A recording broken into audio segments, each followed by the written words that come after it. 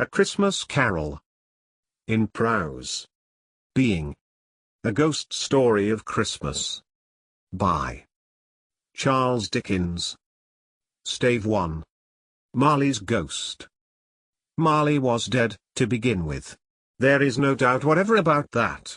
The register of his burial was signed by the clergyman, the clerk, the undertaker, and the chief mourner. Scrooge signed it, and Scrooge's name was good upon change, for anything he chose to put his hand to. Old Marley was as dead as a doornail. Mind. I don't mean to say that I know, of my own knowledge, what there is particularly dead about a doornail. I might have been inclined, myself, to regard a coffin nail as the deadest piece of ironmongery in the trade. But the wisdom of our ancestors is in the simile, and my unhallowed hands shall not disturb it, or the country is done for. You will therefore permit me to repeat, emphatically, that Marley was as dead as a doornail. Scrooge knew he was dead? Of course he did. How could it be otherwise? Scrooge and he were partners for I don't know how many years. Scrooge was his sole executor, his sole administrator, his sole assign, his sole residuary legatee, his sole friend, and sole mourner. And even Scrooge was not so dreadfully cut up by the sad event, but that he was an excellent man of business on the very day of the funeral, and solemnized it with an undoubted bargain. The mention of Marley's funeral brings me back to the point I started from. There is no doubt that Marley was dead. This must be distinctly understood, or nothing wonderful can come of the story I am going to relate.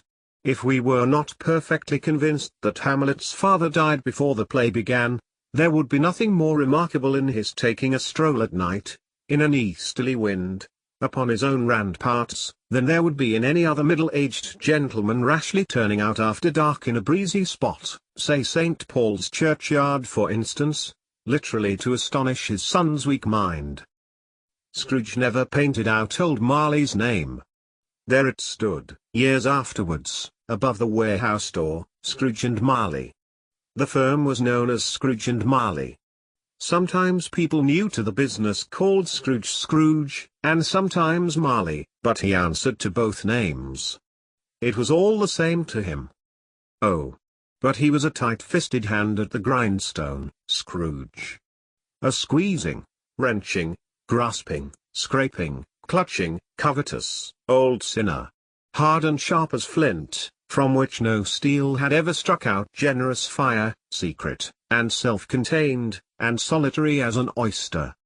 The cold within him froze his old features, nipped his pointed nose, shriveled his cheek, stiffened his gait, made his eyes red, his thin lips blue, and spoke out shrewdly in his grating voice.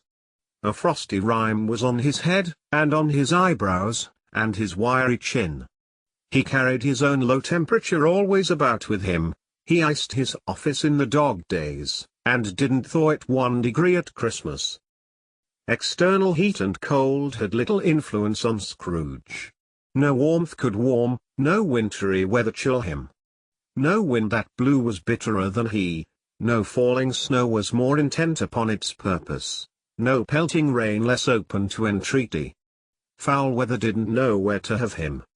The heaviest rain, and snow, and hail, and sleet, could boast of the advantage over him in only one respect. They often came down handsomely, and Scrooge never did. Nobody ever stopped him in the street to say, with gladsome looks, "My dear Scrooge, how are you? When will you come to see me?" No beggars implored him to bestow a trifle. No children asked him what it was o'clock. No man or woman ever once in all his life inquired the way to such and such a place, of Scrooge. Even the blind men's dogs appeared to know him, and when they saw him coming on, would tug their owners into doorways and up courts, and then would wag their tails as though they said, "No eye at all is better than an evil eye, dark master." But what did Scrooge care? It was the very thing he liked. To edge his way along the crowded paths of life, warning all human sympathy to keep its distance, was what the knowing ones call nuts to Scrooge. Once upon a time, of all the good days in the year, On Christmas Eve, old Scrooge sat busy in his counting-house. It was cold, bleak, biting weather, foggy withal, and he could hear the people in the court outside, go wheezing up and down, beating their hands upon their breasts, and stamping their feet upon the pavement stones to warm them. The city clocks had only just gone 3, but it was quite dark already. It had not been light all day, and candles were flaring in the windows of the neighboring offices, like ruddy smears upon the palpable brown air. The fog came pouring in at every chink and keyhole, and was so dense without, that although the court was of the narrowest, the houses opposite were mere phantoms. To see the dingy cloud come drooping down, obscuring everything, one might have thought that nature lived hard by, and was brewing on a large scale. The door of Scrooge's counting-house was open that he might keep his eye upon his clerk, who in a dismal little cell beyond, a sort of tank, was copying letters. Scrooge had a very small fire, but the clerk's fire was so very much smaller that it looked like one coal. But he couldn't replenish it, for Scrooge kept the coal box in his own room, and so surely as the clerk came in with the shovel, the master predicted that it would be necessary for them to part. Wherefore the clerk put on his white comforter, and tried to warm himself at the candle, in which effort, not being a man of a strong imagination, he failed. "A Merry Christmas, Uncle." "God save you!" cried a cheerful voice. It was the voice of Scrooge's nephew, who came upon him so quickly that this was the first intimation he had of his approach. "Bah!" said Scrooge, "humbug." He had so heated himself with rapid walking in the fog and frost, this nephew of Scrooge's, that he was all in a glow. His face was ruddy and handsome, his eyes sparkled, and his breath smoked again. "Christmas a humbug, Uncle," said Scrooge's nephew. "You don't mean that, I am sure?" "I do," said Scrooge. "Merry Christmas." "What right have you to be merry? What reason have you to be merry? You're poor enough." "Come, then," returned the nephew gaily. "What right have you to be dismal? What reason have you to be morose? You're rich enough." Scrooge, having no better answer ready on the spur of the moment, said, "Bah!" again, and followed it up with humbug. "Don't be cross, Uncle," said the nephew. "What else can I be," returned the uncle, "when I live in such a world of fools as this? Merry Christmas. Out upon Merry Christmas. What's Christmas time to you but a time for paying bills without money, a time for finding yourself a year older, but not an hour richer, a time for balancing your books and having every item in 'em through a round dozen of months presented dead against you? If I could work my will," said Scrooge indignantly, "every idiot who goes about with Merry Christmas on his lips, should be boiled with his own pudding, and buried with a stake of holly through his heart. He should." "Uncle," pleaded the nephew. "Nephew," returned the uncle sternly, "keep Christmas in your own way, and let me keep it in mine." "Keep it?" repeated Scrooge's nephew. "But you don't keep it." "Let me leave it alone, then," said Scrooge. "Much good may it do you. Much good it has ever done you." "There are many things from which I might have derived good, by which I have not profited, I dare say," returned the nephew. "Christmas among the rest. But I am sure I have always thought of Christmas time, when it has come round, apart from the veneration due to its sacred name and origin, if anything belonging to it can be apart from that, as a good time, a kind, forgiving, charitable, pleasant time, the only time I know of, in the long calendar of the year, when men and women seem by one consent to open their shut-up hearts freely, and to think of people below them as if they really were fellow passengers to the grave, and not another race of creatures bound on other journeys. And therefore, Uncle, though it has never put a scrap of gold or silver in my pocket, I believe that it has done me good, and will do me good, and I say, God bless it." The clerk in the tank involuntarily applauded. Becoming immediately sensible of the impropriety, he poked the fire, and extinguished the last frail spark forever. "Let me hear another sound from you," said Scrooge, "and you'll keep your Christmas by losing your situation. You're quite a powerful speaker, sir," he added, turning to his nephew. "I wonder you don't go into Parliament. Don't be angry, uncle. Come. Dine with us tomorrow." Scrooge said that he would see him. Yes, indeed he did. He went the whole length of the expression, and said that he would see him in that extremity first. "But why?" cried Scrooge's nephew. "Why? Why did you get married?" said Scrooge.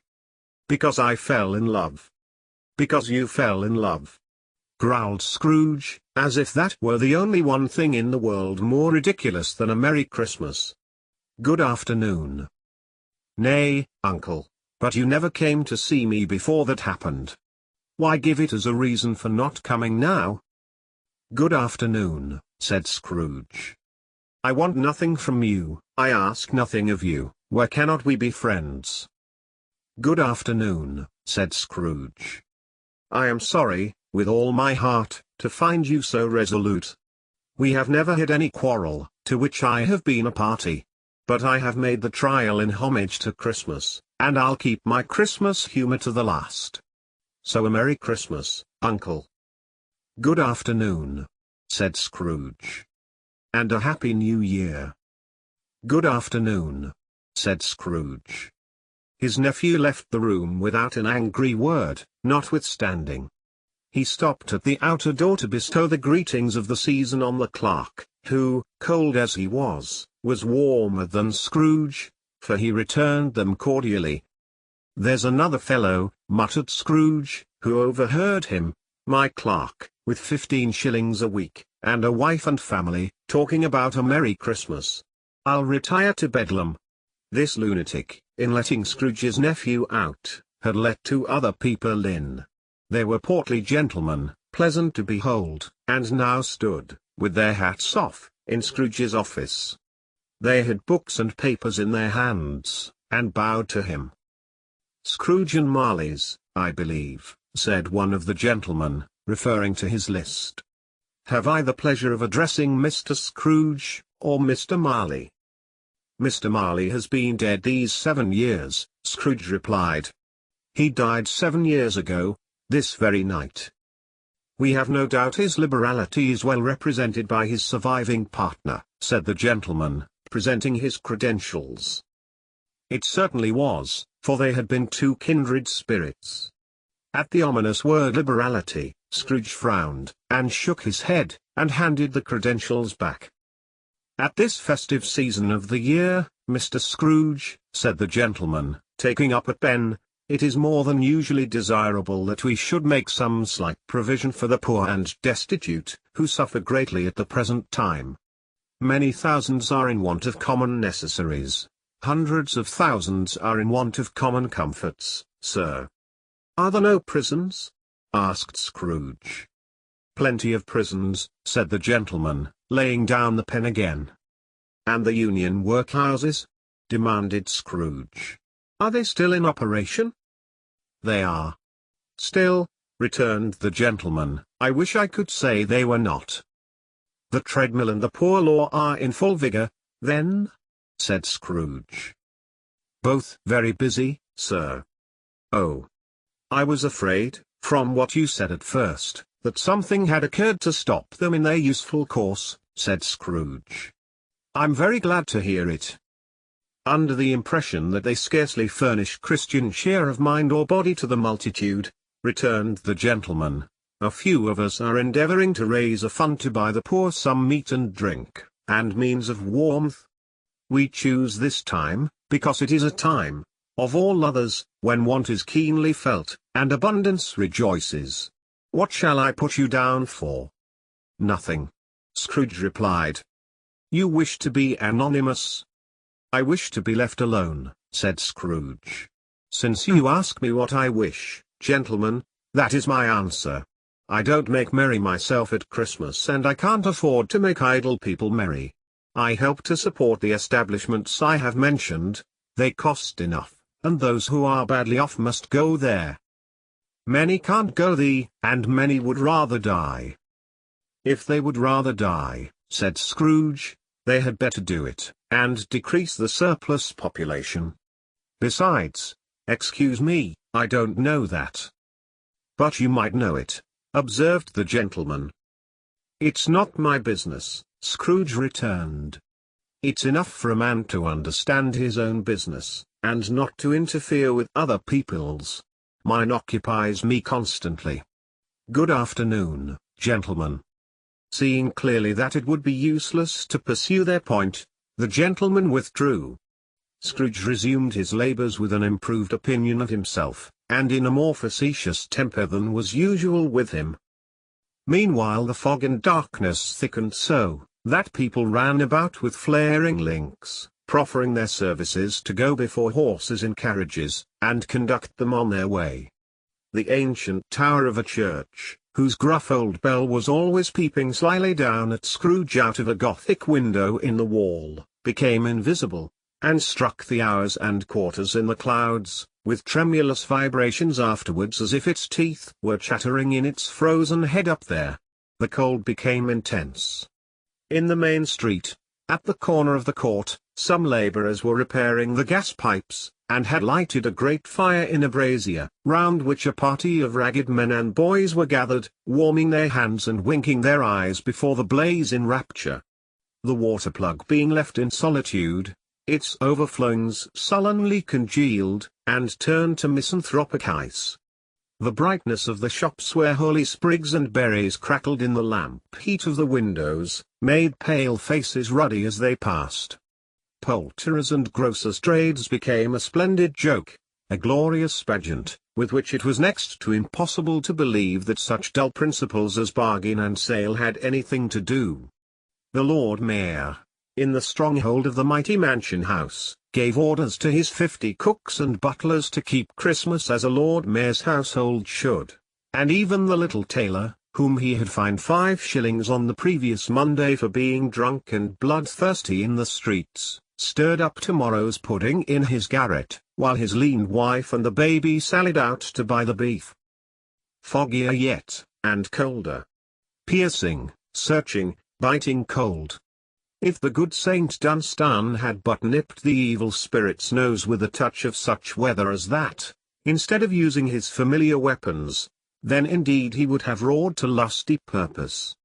The owner of one scant young nose, gnawed and mumbled by the hungry cold as bones are gnawed by dogs, stooped down at Scrooge's keyhole to regale him with a Christmas carol, but at the first sound of "God bless you, merry gentlemen, may nothing you dismay," Scrooge seized the ruler with such energy of action, that the singer fled in terror, leaving the keyhole to the fog and even more congenial frost.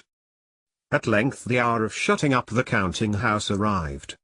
With an ill will Scrooge dismounted from his stool, and tacitly admitted the fact to the expectant clerk in the tank, who instantly snuffed his candle out, and put on his hat. "You'll want all day tomorrow, I suppose?" said Scrooge. "If quite convenient, sir." "It's not convenient," said Scrooge, "and it's not fair. If I was to stop half a crown for it, you'd think yourself ill-used, I'll be bound." The clerk smiled faintly. "And yet," said Scrooge, "you don't think me ill-used, when I pay a day's wages for no work." The clerk observed that it was only once a year. "A poor excuse for picking a man's pocket every 25th of December," said Scrooge, buttoning his greatcoat to the chin. "But I suppose you must have the whole day. Be here all the earlier next morning." The clerk promised that he would, and Scrooge walked out with a growl. The office was closed in a twinkling, and the clerk, with the long ends of his white comforter dangling below his waist, for he boasted no greatcoat, went down a slide on Cornhill, at the end of a lane of boys, 20 times, in honour of its being Christmas Eve, and then ran home to Camden Town as hard as he could pelt, to play at blind man's buff. Scrooge took his melancholy dinner in his usual melancholy tavern, and having read all the newspapers, and beguiled the rest of the evening with his banker's book, went home to bed. He lived in chambers which had once belonged to his deceased partner. They were a gloomy suite of rooms, in a lowering pile of building up a yard, where it had so little business to be, that one could scarcely help fancying it must have run there when it was a young house, playing at hide-and-seek with other houses, and forgotten the way out again. It was old enough now, and dreary enough, for nobody lived in it but Scrooge, the other rooms being all let out as offices. The yard was so dark that even Scrooge, who knew its every stone, was fain to grope with his hands. The fog and frost so hung about the black old gateway of the house, that it seemed as if the genius of the weather sat in mournful meditation on the threshold. Now, it is a fact, that there was nothing at all particular about the knocker on the door, except that it was very large. It is also a fact, that Scrooge had seen it, night and morning, during his whole residence in that place, also that Scrooge had as little of what is called fancy about him as any man in the city of London, even including, which is a bold word, the corporation, aldermen, and livery. Let it also be borne in mind that Scrooge had not bestowed one thought on Marley, since his last mention of his 7 years dead partner that afternoon. And then let any man explain to me, if he can, how it happened that Scrooge, having his key in the lock of the door, saw in the knocker, without its undergoing any intermediate process of change, not a knocker, but Marley's face. Marley's face. It was not an impenetrable shadow as the other objects in the yard were, but had a dismal light about it, like a bad lobster in a dark cellar. It was not angry or ferocious, but looked at Scrooge as Marley used to look, with ghostly spectacles turned up on its ghostly forehead. The hair was curiously stirred, as if by breath or hot air, and, though the eyes were wide open, they were perfectly motionless. That, and its livid color, made it horrible, but its horror seemed to be in spite of the face and beyond its control, rather than a part of its own expression. As Scrooge looked fixedly at this phenomenon, it was a knocker again. To say that he was not startled, or that his blood was not conscious of a terrible sensation to which it had been a stranger from infancy, would be untrue. But he put his hand upon the key he had relinquished, turned it sturdily, walked in, and lighted his candle. He did pause, with a moment's irresolution, before he shut the door, and he did look cautiously behind it first, as if he half expected to be terrified with the sight of Marley's pigtail sticking out into the hall. But there was nothing on the back of the door, except the screws and nuts that held the knocker on, so he said "Pooh, pooh," and closed it with a bang. The sound resounded through the house like thunder. Every room above, and every cask in the wine merchant's cellars below, appeared to have a separate peal of echoes of its own. Scrooge was not a man to be frightened by echoes. He fastened the door, and walked across the hall, and up the stairs, slowly too, trimming his candle as he went. You may talk vaguely about driving a coach and six up a good old flight of stairs, or through a bad young Act of Parliament, but I mean to say you might have got a hearse up that staircase, and taken it broadwise, with the splinter bar towards the wall and the door towards the balustrades, and done it easy. There was plenty of width for that, and room to spare, which is perhaps the reason why Scrooge thought he saw a locomotive hearse going on before him in the gloom. Half a dozen gas lamps out of the street wouldn't have lighted the entry too well, so you may suppose that it was pretty dark with Scrooge's dip. Up Scrooge went, not caring a button for that. Darkness is cheap, and Scrooge liked it. But before he shut his heavy door, he walked through his rooms to see that all was right. He had just enough recollection of the face to desire to do that. Sitting room, bedroom, lumber room, all as they should be. Nobody under the table, nobody under the sofa, a small fire in the grate, spoon and basin ready, and the little saucepan of gruel. Scrooge had a cold in his head, upon the hob.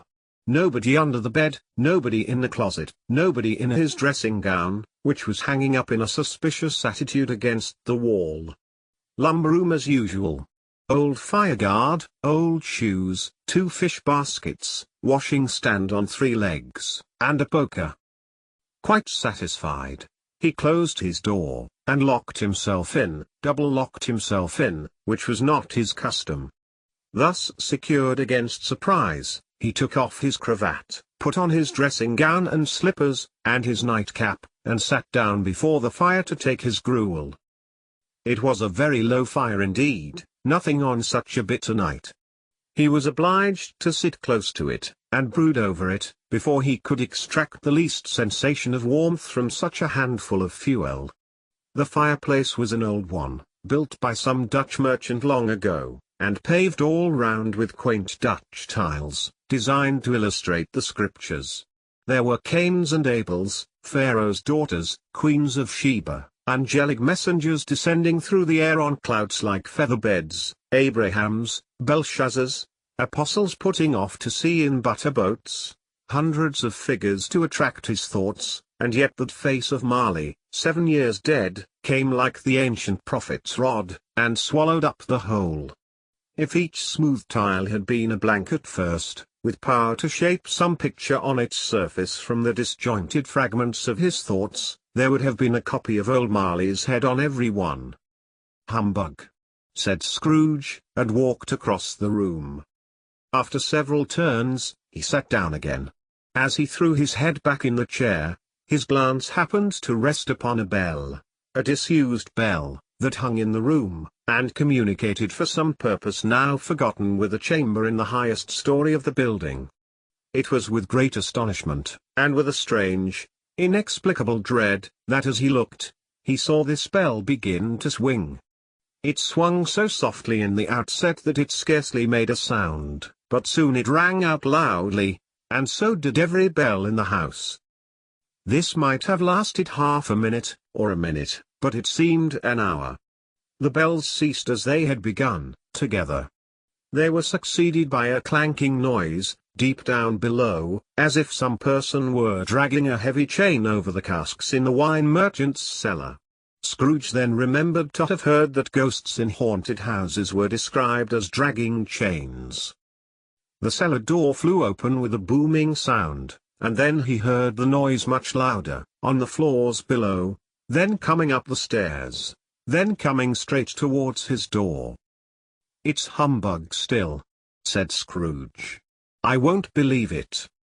His colour changed though, when, without a pause, it came on through the heavy door, and passed into the room before his eyes.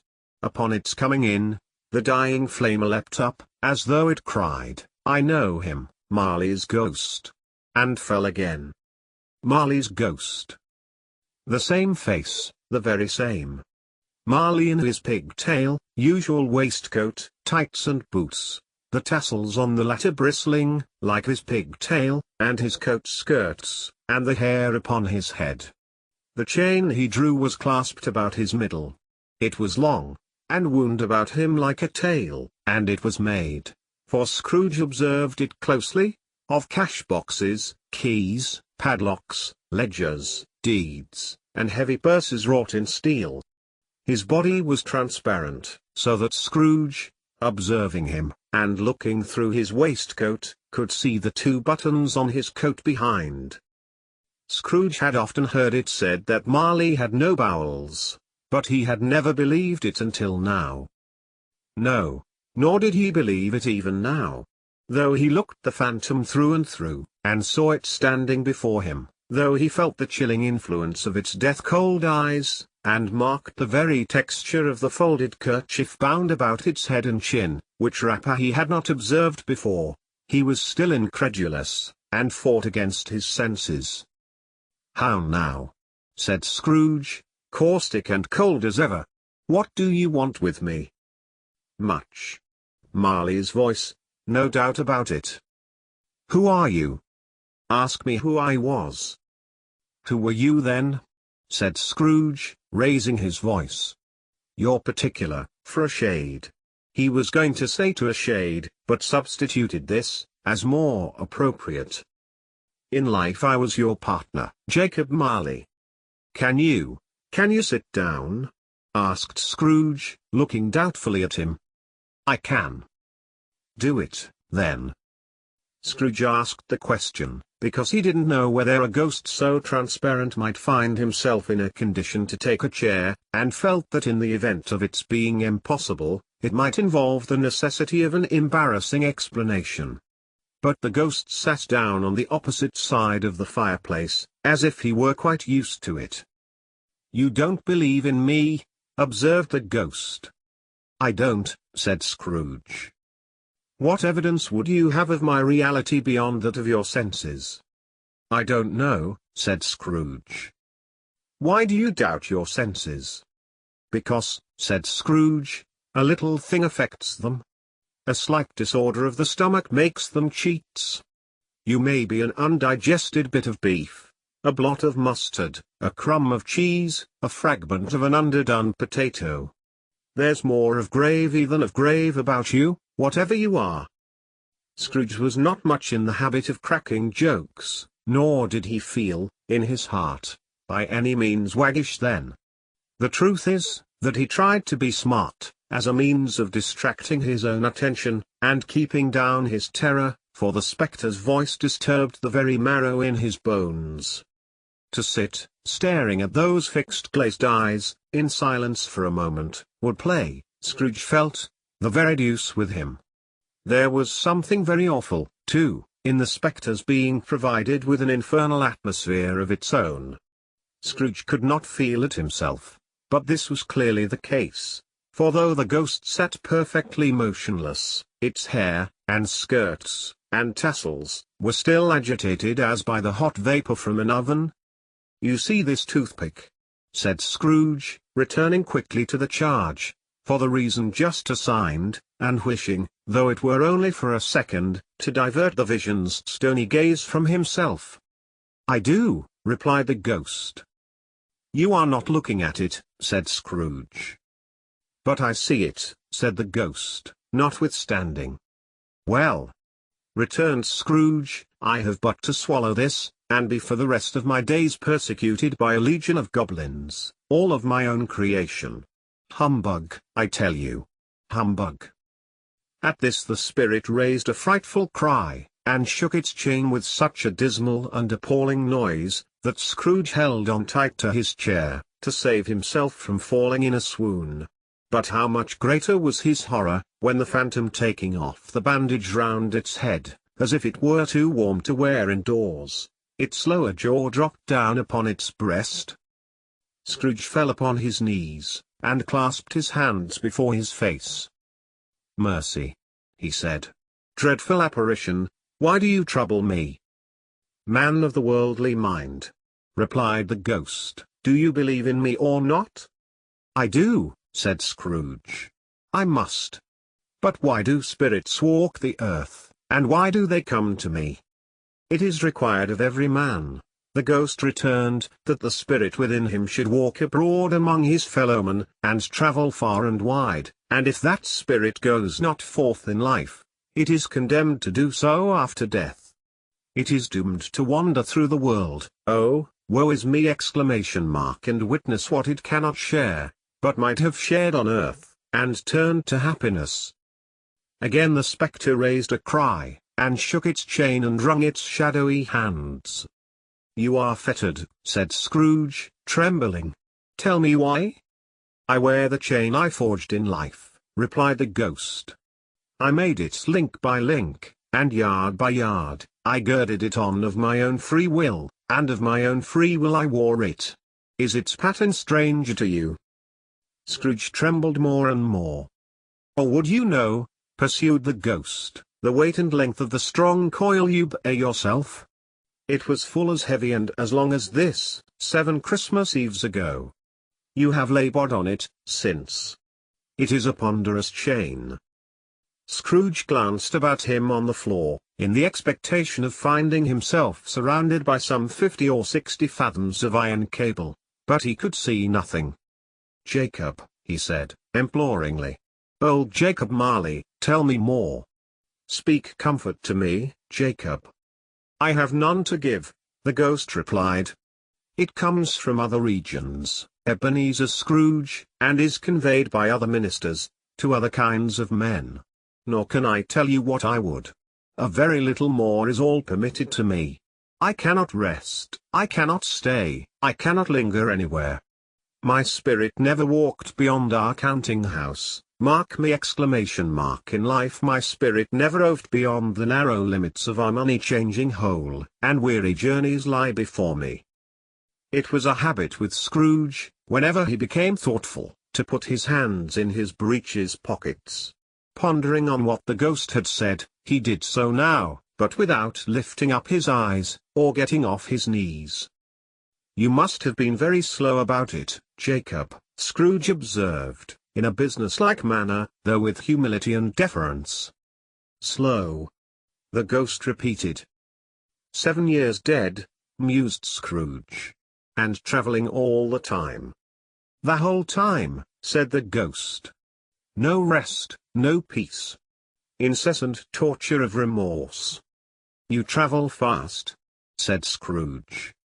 "On the wings of the wind," replied the ghost. "You might have got over a great quantity of ground in 7 years," said Scrooge. The ghost, on hearing this, set up another cry, and clanked its chain so hideously in the dead silence of the night, that the ward would have been justified in indicting it for a nuisance. "Oh!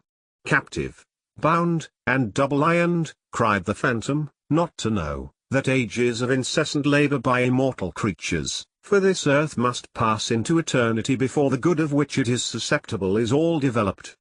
Not to know that any Christian spirit working kindly in its little sphere, whatever it may be, will find its mortal life too short for its vast means of usefulness.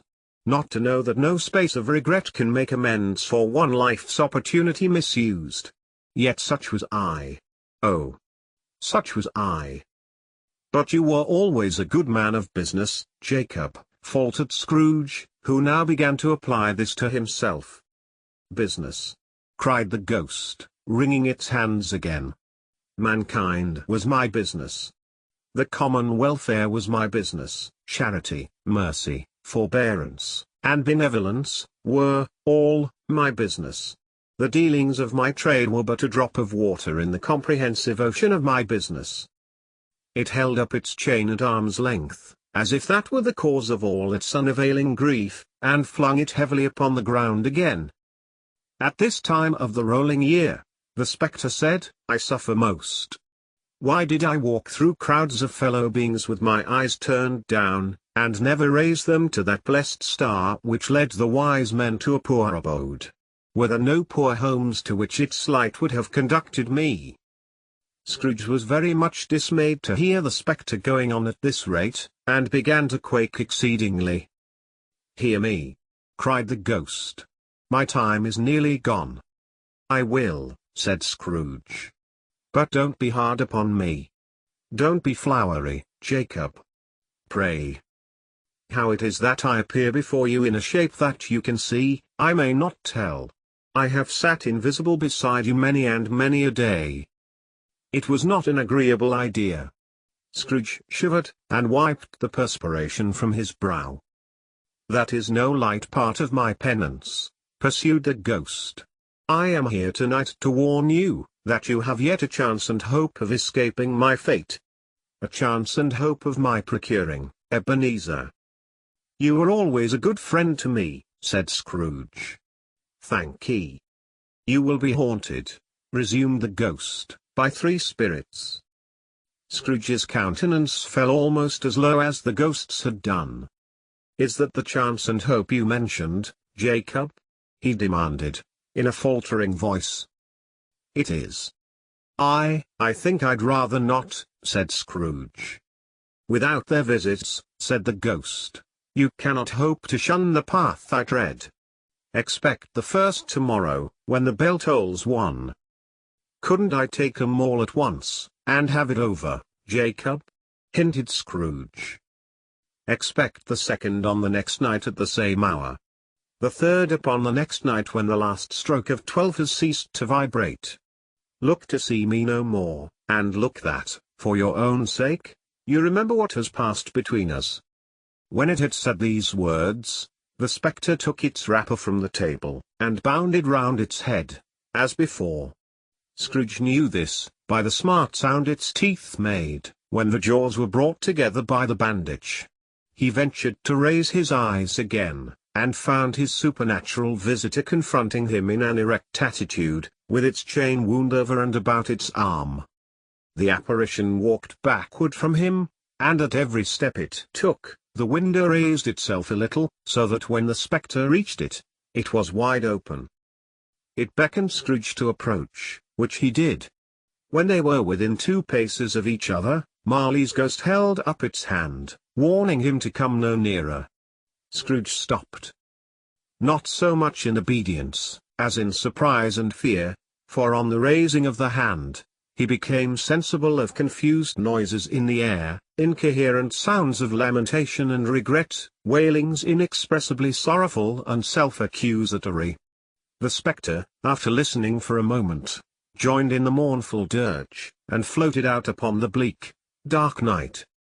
Scrooge followed to the window, desperate in his curiosity.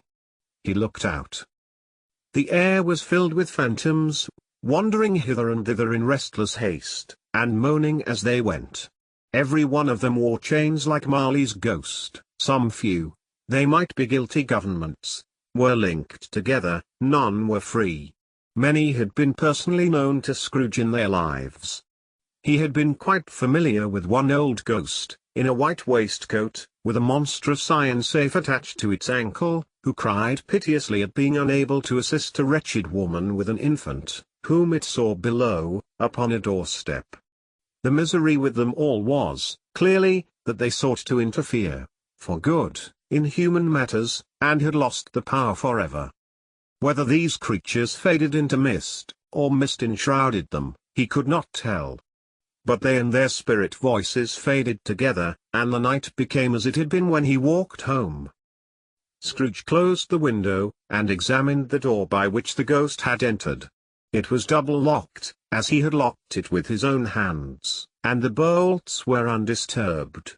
He tried to say humbug, but stopped at the first syllable. And being, from the emotion he had undergone, or the fatigues of the day, or his glimpse of the invisible world, or the dull conversation of the ghost, or the lateness of the hour, much in need of repose, went straight to bed, without undressing, and fell asleep upon the instant. Stave 2. The first of the 3 spirits. When Scrooge awoke, it was so dark, that looking out of bed, he could scarcely distinguish the transparent window from the opaque walls of his chamber. He was endeavouring to pierce the darkness with his ferret eyes, when the chimes of a neighbouring church struck the 4 quarters. So he listened for the hour. To his great astonishment the heavy bell went on from 6 to 7, and from 7 to 8, and regularly up to 12, then stopped. 12. It was past 2 when he went to bed. The clock was wrong. An icicle must have got into the works. 12. He touched the spring of his repeater, to correct this most preposterous clock. Its rapid little pulse beat 12, and stopped. "Why, it isn't possible," said Scrooge, "that I can have slept through a whole day and far into another night. It isn't possible that anything has happened to the sun, and this is 12 at noon." The idea being an alarming one, he scrambled out of bed, and groped his way to the window. He was obliged to rub the frost off with the sleeve of his dressing gown before he could see anything, and could see very little then. All he could make out was, that it was still very foggy and extremely cold, and that there was no noise of people running to and fro, and making a great stir, as there unquestionably would have been if night had beaten off bright day, and taken possession of the world.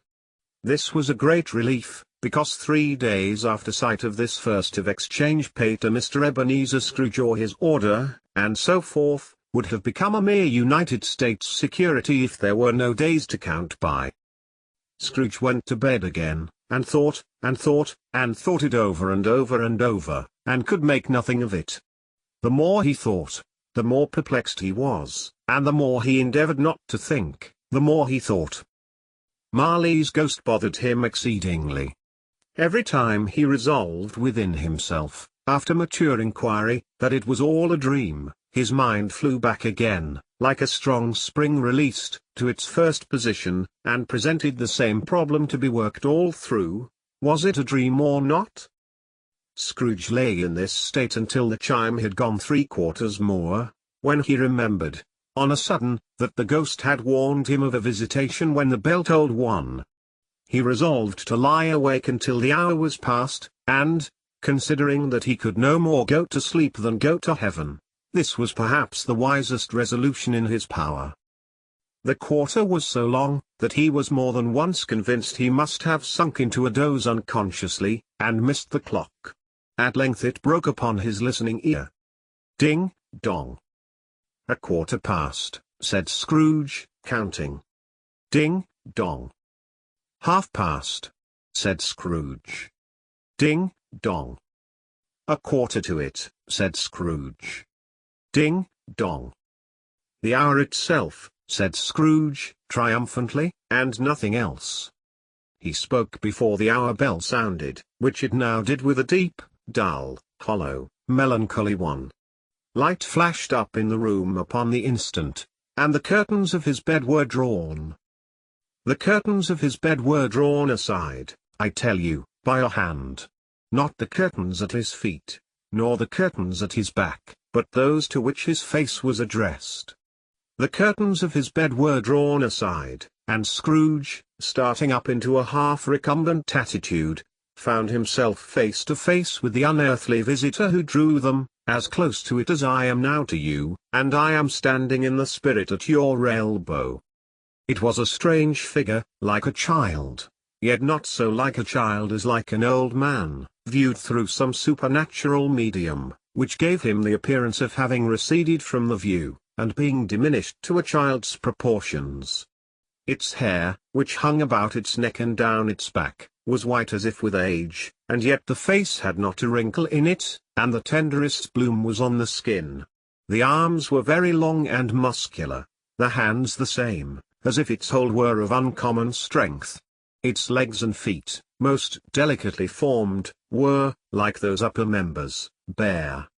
It wore a tunic of the purest white, and round its waist was bound a lustrous belt, the sheen of which was beautiful. It held a branch of fresh green holly in its hand, and, in singular contradiction of that wintry emblem, had its dress trimmed with summer flowers. But the strangest thing about it was, that from the crown of its head there sprung a bright clear jet of light, by which all this was visible, and which was doubtless the occasion of its using, in its duller moments, a great extinguisher for a cap, which it now held under its arm.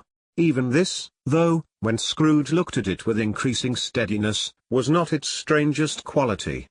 For as its belt sparkled and glittered now in one part and now in another, and what was light one instant, at another time was dark, so the figure itself fluctuated in its distinctness, being now a thing with one arm, now with one leg, now with 20 legs, now a pair of legs without a head, now a head without a body, of which dissolving parts, no outline would be visible in the dense gloom wherein they melted away. And in the very wonder of this, it would be itself again, distinct and clear as ever. "Are you the spirit, sir, whose coming was foretold to me?" asked Scrooge. "I am." The voice was soft and gentle, singularly low, as if instead of being so close beside him, it were at a distance. "Who, and what are you?" Scrooge demanded. "I am the ghost of Christmas past." "Long past?" inquired Scrooge, observant of its dwarfish stature. "No. Your past." Perhaps, Scrooge could not have told anybody why, if anybody could have asked him, but he had a special desire to see the spirit in his cap, and begged him to be covered. "What!" exclaimed the ghost, "would you so soon put out, with worldly hands, the light I give? Is it not enough that you are one of those whose passions made this cap, and force me through whole trains of years to wear it low upon my brow?" Scrooge reverently disclaimed all intention to offend or any knowledge of having wilfully bonneted the spirit at any period of his life. He then made bold to inquire what business brought him there. "Your welfare," said the ghost. Scrooge expressed himself much obliged, but could not help thinking that a night of unbroken rest would have been more conducive to that end. The spirit must have heard him thinking, for it said immediately, "Your reclamation, then. Take heed." It put out its strong hand as it spoke, and clasped him gently by the arm. "Rise, and walk with me." It would have been in vain for Scrooge to plead that the weather and the hour were not adapted to pedestrian purposes, that bed was warm, and the thermometer a long way below freezing, that he was clad but lightly in his slippers, dressing gown, and nightcap, and that he had a cold upon him at that time. The grasp, though gentle as a woman's hand, was not to be resisted. He rose, but finding that the spirit made towards the window, clasped his robe in supplication. "I am a mortal," Scrooge remonstrated, "and liable to fall." "Bear but a touch of my hand there," said the spirit, laying it upon his heart, "and you shall be upheld in more than this." As the words were spoken, they passed through the wall, and stood upon an open country road, with fields on either hand. The city had entirely vanished. Not a vestige of it was to be seen. The darkness and the mist had vanished with it, for it was a clear, cold, winter day, with snow upon the ground. "Good heaven!" said Scrooge, clasping his hands together, as he looked about him. "I was bred in this place. I was a boy here." The spirit gazed upon him mildly. Its gentle touch, though it had been light and instantaneous, appeared still present to the old man's sense of feeling. He was conscious of 1,000 odors floating in the air, each one connected with 1,000 thoughts, and hopes, and joys, and cares long, long forgotten. "Your lip is trembling," said the ghost. "And what is that upon your cheek?" Scrooge muttered, with an unusual catching in his voice, that it was a pimple, and begged the ghost to lead him where he would. "You recollect the way?" inquired the spirit. "Remember it?" cried Scrooge with fervor. "I could walk it blindfold." "Strange to have forgotten it for so many years," observed the ghost. "Let us go on." They walked along the road, Scrooge recognizing every gate, and post, and tree, until a little market town appeared in the distance, with its bridge, its church, and winding river.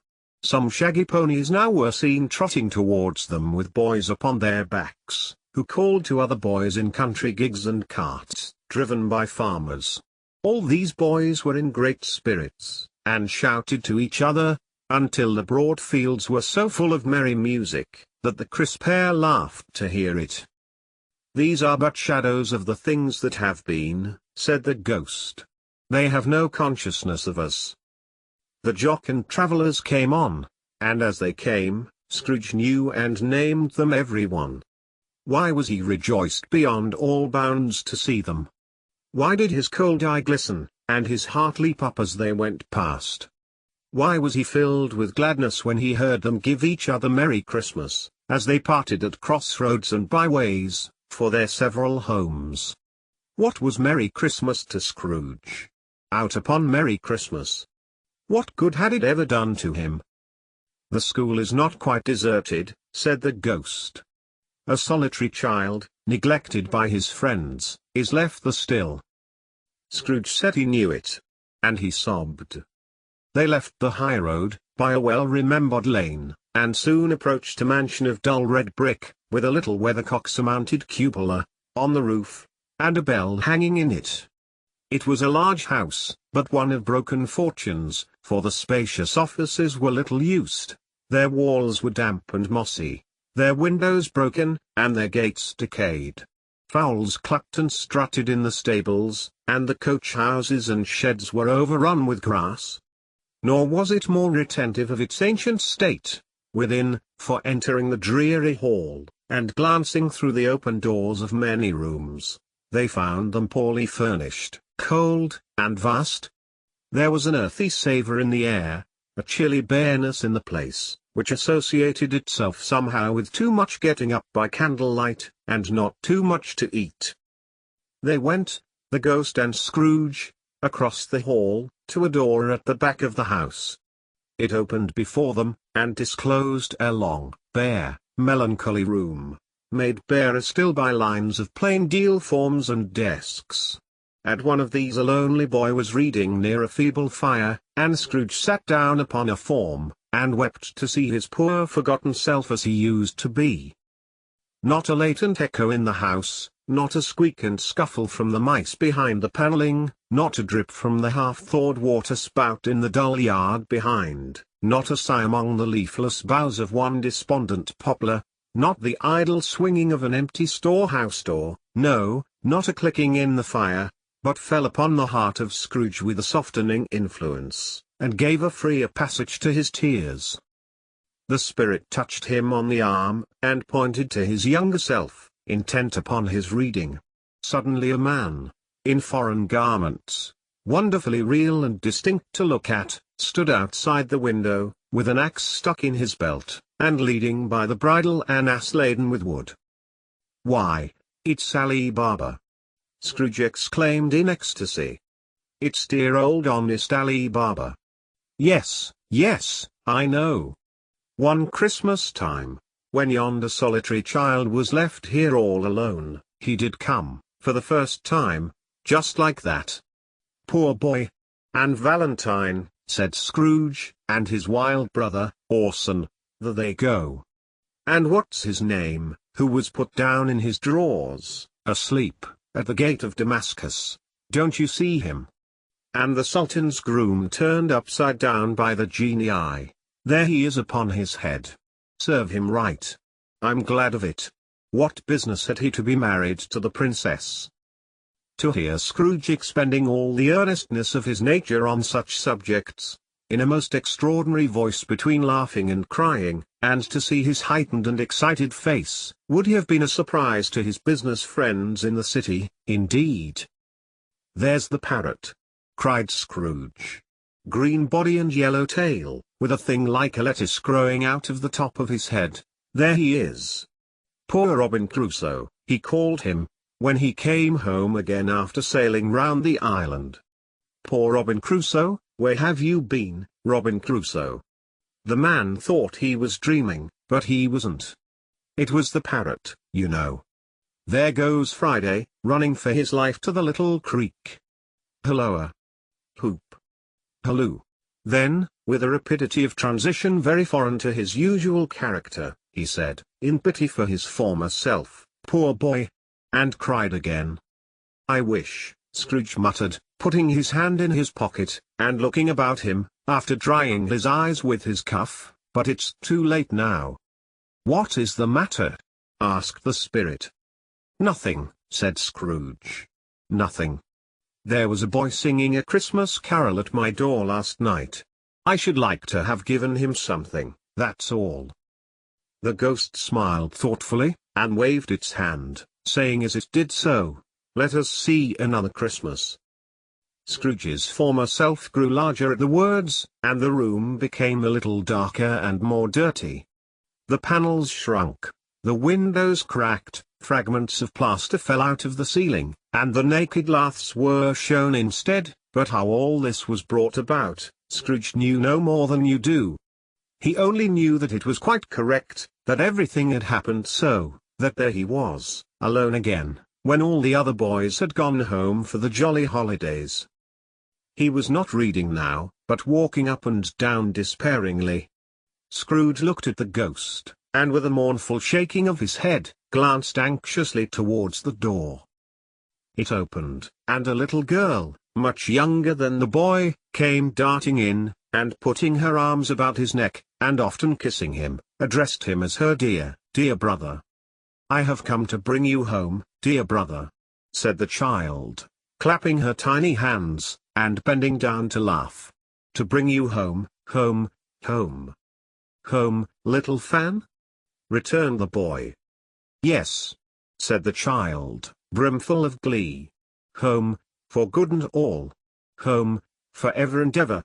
Father is so much kinder than he used to be, that home's like heaven. He spoke so gently to me one dear night when I was going to bed, that I was not afraid to ask him once more if you might come home, and he said yes, you should, and sent me in a coach to bring you. And you're to be a man," said the child, opening her eyes, "and are never to come back here, but first, we're to be together all the Christmas long, and have the merriest time in all the world." "You are quite a woman, little Fan!" exclaimed the boy. She clapped her hands and laughed, and tried to touch his head, but being too little, laughed again, and stood on tiptoe to embrace him. Then she began to drag him, in her childish eagerness, towards the door, and he, nothing loath to go, accompanied her. A terrible voice in the hall cried, "Bring down Master Scrooge's box, there!" And in the hall appeared the schoolmaster himself, who glared on Master Scrooge with a ferocious condescension, and threw him into a dreadful state of mind by shaking hands with him. He then conveyed him and his sister into the veriest old well of a shivering best parlour that ever was seen, where the maps upon the wall, and the celestial and terrestrial globes in the windows, were waxy with cold. Here he produced a decanter of curiously light wine, and a block of curiously heavy cake, and administered instalments of those dainties to the young people, at the same time, sending out a meagre servant to offer a glass of something to the post-boy, who answered that he thanked the gentleman, but if it was the same tap as he had tasted before, he had rather not. Master Scrooge's trunk being by this time tied on to the top of the chaise, the children bade the schoolmouse to good-bye right willingly, and getting into it, drove gaily down the garden sweep, the quick wheels dashing the hoarfrost and snow from off the dark leaves of the evergreens like spray. "Always a delicate creature, whom a breath might have withered," said the ghost. "But she had a large heart." "So she had," cried Scrooge. "You're right. I will not gainsay it, Spirit. God forbid." "She died a woman," said the ghost, "and had, as I think, children." "One child," Scrooge returned. "True," said the ghost. "Your nephew?" Scrooge seemed uneasy in his mind, and answered briefly, "Yes." Although they had but that moment left the school behind them, they were now in the busy thoroughfares of a city, where shadowy passengers passed and repassed, where shadowy carts and coaches battled for the way, and all the strife and tumult of a real city were. It was made plain enough, by the dressing of the shops, that here too it was Christmas time again, but it was evening, and the streets were lighted up. The ghost stopped at a certain warehouse door, and asked Scrooge if he knew it. "Know it?" said Scrooge. "Was I apprenticed here?" They went in. At sight of an old gentleman in a Welsh wig, sitting behind such a high desk, that if he had been 2 inches taller he must have knocked his head against the ceiling, Scrooge cried in great excitement, "Why, it's old Fezziwig! Bless his heart, it's Fezziwig alive again!" Old Fezziwig laid down his pen, and looked up at the clock, which pointed to the hour of 7. He rubbed his hands, adjusted his capacious waistcoat, laughed all over himself, from his shoes to his organ of benevolence, and called out in a comfortable, oily, rich, fat, jovial voice, "Yo-ho, there! Ebenezer! Dick!" Scrooge's former self, now grown a young man, came briskly in, accompanied by his fellow prentice. "Dick Wilkins, to be sure," said Scrooge to the ghost. "Bless me, yes. There he is. He was very much attached to me, was Dick. Poor Dick. Dear, dear." "Yo-ho, my boys," said Fezziwig. "No more work tonight. Christmas Eve, Dick. Christmas, Ebenezer." "Let's have the shutters up," cried old Fezziwig, with a sharp clap of his hands, "before a man can say Jack Robinson." You wouldn't believe how those two fellows went at it. They charged into the street with the shutters, 1, 2, 3, had 'em up in their places, 4, 5, 6, barred 'em and pinned 'em, 7, 8, 9, and came back before you could have got to 12, panting like race horses. "Hilly ho!" cried old Fezziwig, skipping down from the high desk, with wonderful agility. "Clear away, my lads, and let's have lots of room here. Hilly-ho, Dick. Chirrup, Ebenezer. Clear away." There was nothing they wouldn't have cleared away, or couldn't have cleared away, with old Fezziwig looking on. It was done in a minute. Every movable was packed off, as if it were dismissed from public life forevermore. The floor was swept and watered, the lamps were trimmed, fuel was heaped upon the fire, and the warehouse was as snug, and warm, and dry, and bright a ballroom, as you would desire to see upon a winter's night.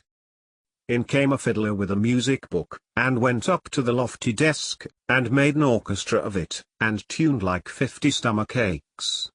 In came Mrs. Fezziwig, one vast substantial smile. In came the 3 Miss Fezziwigs, beaming and lovable. In came the 6 young followers whose hearts they broke.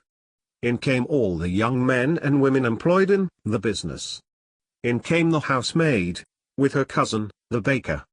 In came the cook, with her brother's particular friend, the milkman. In came the boy from over the way, who was suspected of not having board enough from his master, trying to hide himself behind the girl from next door but one, who was proved to have had her ears pulled by her mistress. In they all came, one after another, some shyly, some boldly, some gracefully, some awkwardly, some pushing, some pulling. In they all came, anyhow and every-how. Away they all went, 20 couple at once, hands half round and back again the other way, down the middle and up again, round and round in various stages of affectionate grouping, old top couple always turning up in the wrong place, new top couple starting off again, as soon as they got there, all top couples at last, and not a bottom one to help them. When this result was brought about, old Fezziwig, clapping his hands to stop the dance, cried out, "Well done!" And the fiddler plunged his hot face into a pot of porter, especially provided for that purpose. But scorning rest, upon his reappearance, he instantly began again, though there were no dancers yet, as if the other fiddler had been carried home, exhausted, on a shutter, and he were a brand new man resolved to beat him out of sight, or perish.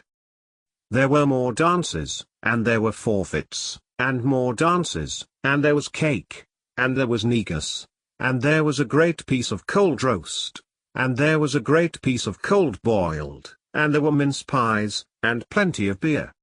But the great effect of the evening came after the roast and boiled, when the fiddler, an artful dog, mind, the sort of man who knew his business better than you or I could have told it him, struck up Sir Roger de Coverley.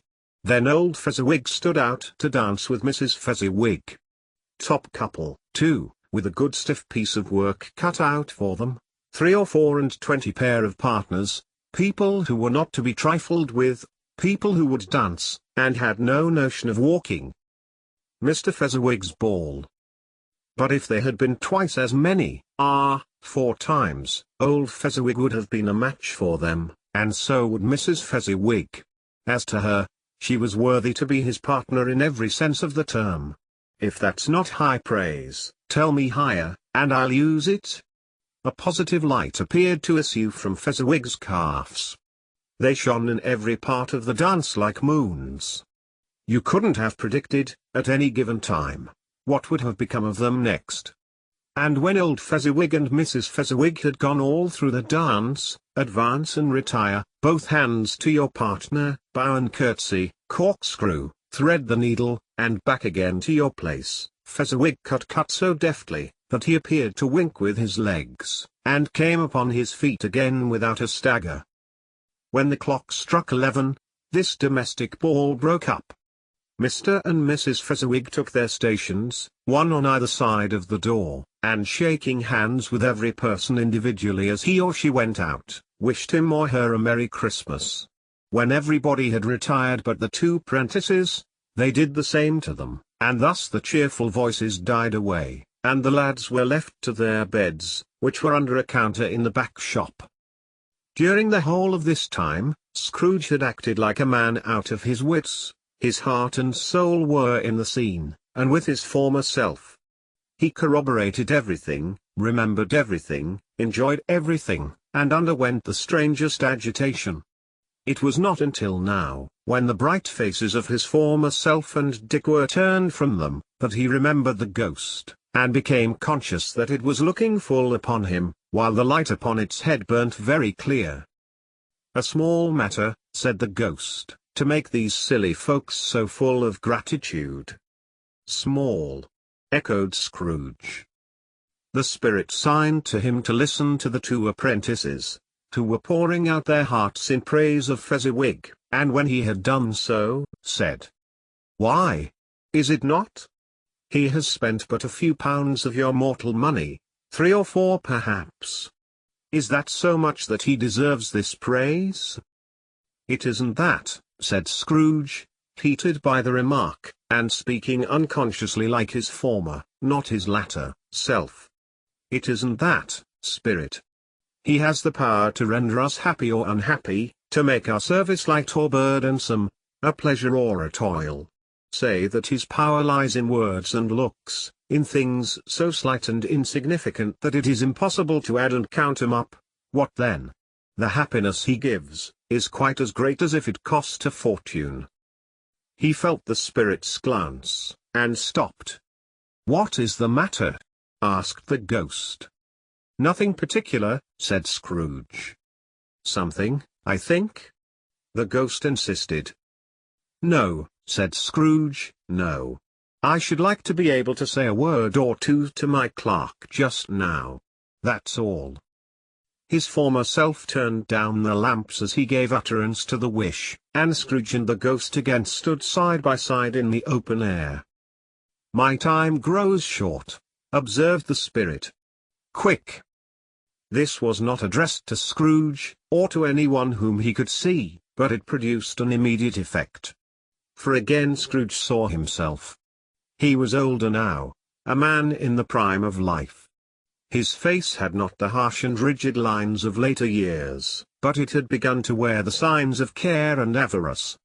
There was an eager, greedy, restless motion in the eye, which showed the passion that had taken root, and where the shadow of the growing tree would fall. He was not alone, but sat by the side of a fair young girl in a morning dress, in whose eyes there were tears, which sparkled in the light that shone out of the ghost of Christmas past. "It matters little," she said, softly. "To you, very little. Another idol has displaced me, and if it can cheer and comfort you in time to come, as I would have tried to do, I have no just cause to grieve." "What idol has displaced you?" he rejoined. "A golden one." "This is the even-handed dealing of the world," he said. "There is nothing on which it is so hard as poverty, and there is nothing it professes to condemn with such severity as the pursuit of wealth." "You fear the world too much," she answered, gently. "All your other hopes have merged into the hope of being beyond the chance of its sordid reproach. I have seen your nobler aspirations fall off one by one, until the master passion, gain, engrosses you. Have I not?" "What then?" he retorted. "Even if I have grown so much wiser, what then? I am not changed towards you." She shook her head. "Am I? Our contract is an old one. It was made when we were both poor and content to be so, until, in good season, we could improve our worldly fortune by our patient industry. You are changed. When it was made, you were another man." "I was a boy," he said impatiently. "Your own feeling tells you that you were not what you are," she returned. "I am. That which promised happiness when we were one in heart, is fraught with misery now that we are two. How often and how keenly I have thought of this, I will not say. It is enough that I have thought of it, and can release you." "Have I ever sought release?" "In words. No. Never." "In what, then?" "In a changed nature, in an altered spirit, in another atmosphere of life, another hope as its great end. In everything that made my love of any worth or value in your sight. If this had never been between us," said the girl, looking mildly, but with steadiness, upon him. "Tell me, would you seek me out and try to win me now?" "Ah, no." He seemed to yield to the justice of this supposition, in spite of himself. But he said with a struggle, "You think not?" "I would gladly think otherwise if I could," she answered. "Heaven knows. When I have learned a truth like this, I know how strong and irresistible it must be. But if you were free today, tomorrow, yesterday, can even I believe that you would choose a dowerless girl, you who, in your very confidence with her, weigh everything by gain, or, choosing her, if for a moment you were false enough to your one guiding principle to do so, do I not know that your repentance and regret would surely follow? I do, and I release you, with a full heart, for the love of him you once were." He was about to speak, but with her head turned from him, she resumed. "You may, the memory of what is past half makes me hope you will, have pain in this. A very, very brief time, and you will dismiss the recollection of it, gladly, as an unprofitable dream, from which it happened well that you awoke. May you be happy in the life you have chosen." She left him, and they parted. "Spirit," said Scrooge, "show me no more. Conduct me home. Why do you delight to torture me?" "One shadow more," exclaimed the ghost. "No more," cried Scrooge. "No more. I don't wish to see it. Show me no more." But the relentless ghost pinioned him in both his arms, and forced him to observe what happened next. They were in another scene and place, a room, not very large or handsome, but full of comfort. Near to the winter fire sat a beautiful young girl, so like that last that Scrooge believed it was the same, until he saw her, now a comely matron, sitting opposite her daughter. The noise in this room was perfectly tumultuous, for there were more children there than Scrooge in his agitated state of mind could count, and, unlike the celebrated herd in the poem, they were not 40 children conducting themselves like one, but every child was conducting itself like 40. The consequences were uproarious beyond belief, but no one seemed to care. On the contrary, the mother and daughter laughed heartily, and enjoyed it very much, and the latter, soon beginning to mingle in the sports, got pillaged by the young brigands most ruthlessly. What would I not have given to be one of them? Though I never could have been so rude, no, no. I wouldn't for the wealth of all the world have crushed that braided hair, and torn it down, and for the precious little shoe, I wouldn't have plucked it off, God bless my soul, to save my life. As to measuring her waist in sport, as they did, bold young brood, I couldn't have done it. I should have expected my arm to have grown round it for a punishment, and never come straight again. And yet I should have dearly liked, I own, to have touched her lips, to have questioned her, that she might have opened them, to have looked upon the lashes of her downcast eyes, and never raised a blush, to have let loose waves of hair, an inch of which would be a keepsake beyond price. In short, I should have liked, I do confess, to have had the lightest license of a child, and yet to have been man enough to know its value. But now a knocking at the door was heard, and such a rush immediately ensued that she with laughing face and plundered dress was borne towards it, the centre of a flushed and boisterous group, just in time to greet the father, who came home attended by a man laden with Christmas toys and presents. Then the shouting and the struggling, and the onslaught that was made on the defenceless porter. The scaling him with chairs for ladders to dive into his pockets, despoil him of brown paper parcels, hold on tight by his cravat, hug him round his neck, pommel his back, and kick his legs in irrepressible affection. The shouts of wonder and delight with which the development of every package was received. The terrible announcement that the baby had been taken in the act of putting a doll's frying pan into his mouth, and was more than suspected of having swallowed a fictitious turkey, glued on a wooden platter. The immense relief of finding this a false alarm. The joy, and gratitude, and ecstasy. They are all indescribable alike. It is enough that by degrees the children and their emotions got out of the parlor, and by one stair at a time, up to the top of the house, where they went to bed, and so subsided.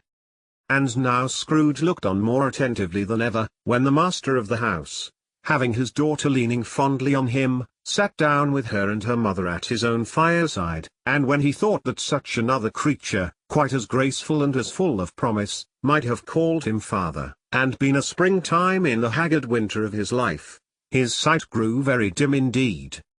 "Belle," said the husband, turning to his wife with a smile, "I saw an old friend of yours this afternoon." "Who was it?" "Guess." "How can I?"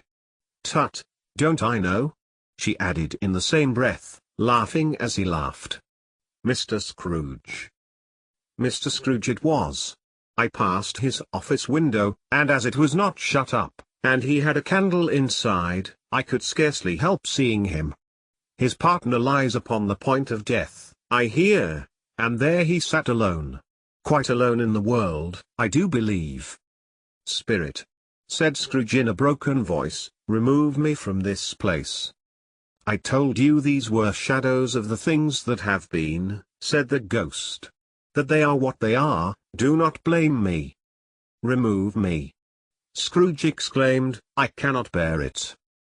He turned upon the ghost, and seeing that it looked upon him with a face, in which in some strange way there were fragments of all the faces it had shown him, wrestled with it. "Leave me. Take me back. Haunt me no longer." In the struggle, if that can be called a struggle in which the ghost with no visible resistance on its own part was undisturbed by any effort of its adversary, Scrooge observed that its light was burning high and bright, and dimly connecting that with its influence over him, he seized the extinguisher cap, and by a sudden action pressed it down upon its head. The spirit dropped beneath it, so that the extinguisher covered its whole form, but though Scrooge pressed it down with all his force, he could not hide the light, which streamed from under it, in an unbroken flood upon the ground. He was conscious of being exhausted, and overcome by an irresistible drowsiness, and, further, of being in his own bedroom. He gave the cap a parting squeeze, in which his hand relaxed, and had barely time to reel to bed, before he sank into a heavy sleep. Stave 3. The second of the three spirits. Awaking in the middle of a prodigiously tough snore, and sitting up in bed to get his thoughts together, Scrooge had no occasion to be told that the bell was again upon the stroke of 1. He felt that he was restored to consciousness in the right nick of time, for the especial purpose of holding a conference with the second messenger dispatched to him through Jacob Marley's intervention. But finding that he turned uncomfortably cold when he began to wonder which of his curtains this new spectre would draw back, he put them every one aside with his own hands, and lying down again, established a sharp lookout all round the bed. For he wished to challenge the spirit on the moment of its appearance, and did not wish to be taken by surprise, and made nervous.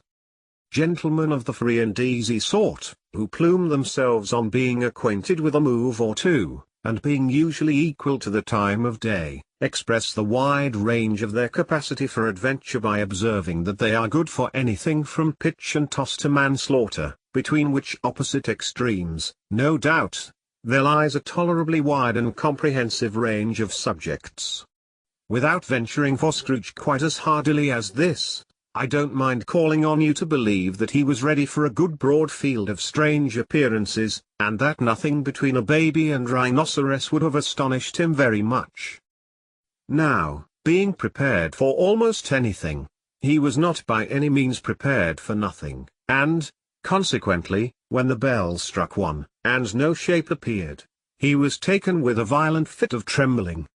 5 minutes, 10 minutes, a quarter of an hour went by, yet nothing came.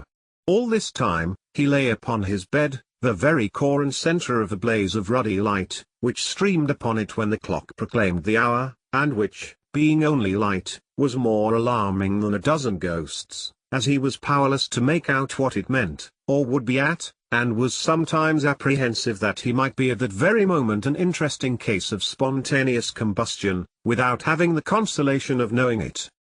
At last, however, he began to think, as you or I would have thought at first, for it is always the person not in the predicament who knows what ought to have been done in it, and would unquestionably have done it too. At last, I say, he began to think that the source and secret of this ghostly light might be in the adjoining room, from whence, on further tracing it, it seemed to shine.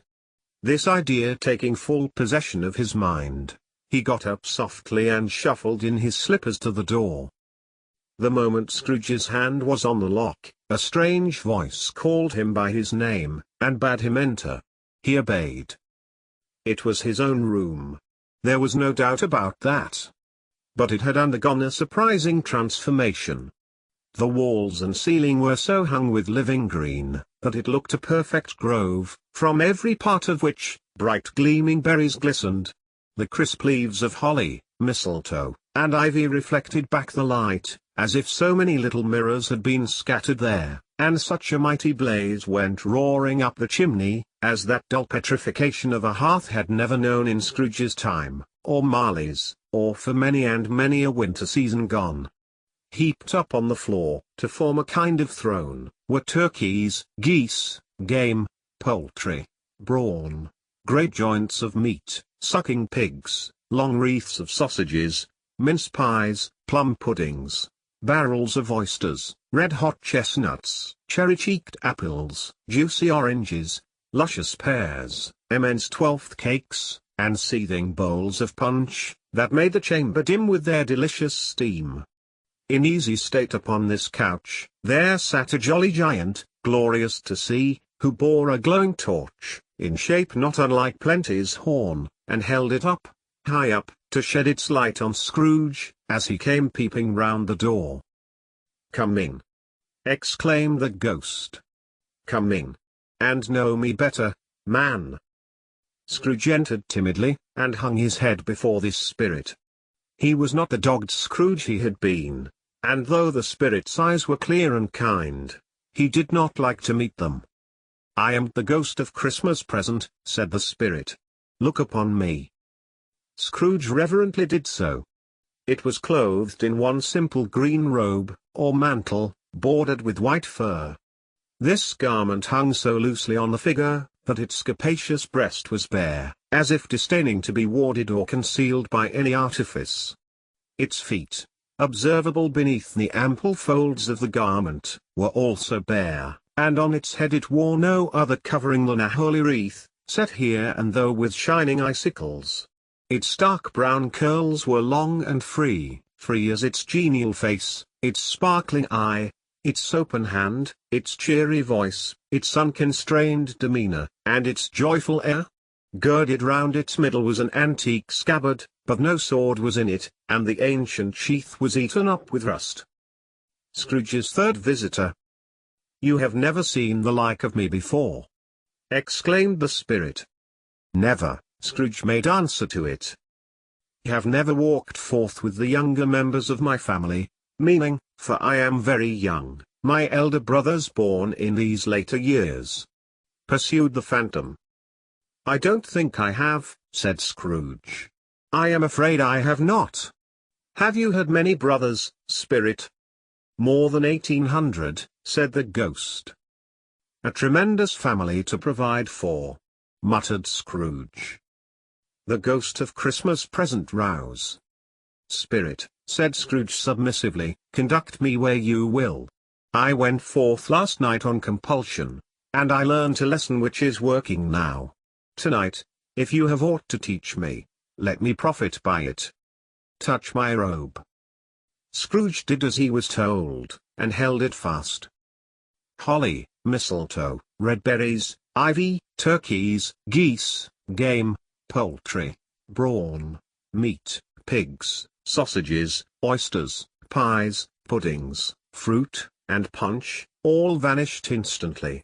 So did the room, the fire, the ruddy glow, the hour of night, and they stood in the city streets on Christmas morning, where, for the weather was severe, the people made a rough, but brisk and not unpleasant kind of music, in scraping the snow from the pavement in front of their dwellings, and from the tops of their houses, whence it was mad delight to the boys to see it come plumping down into the road below, and splitting into artificial little snowstorms.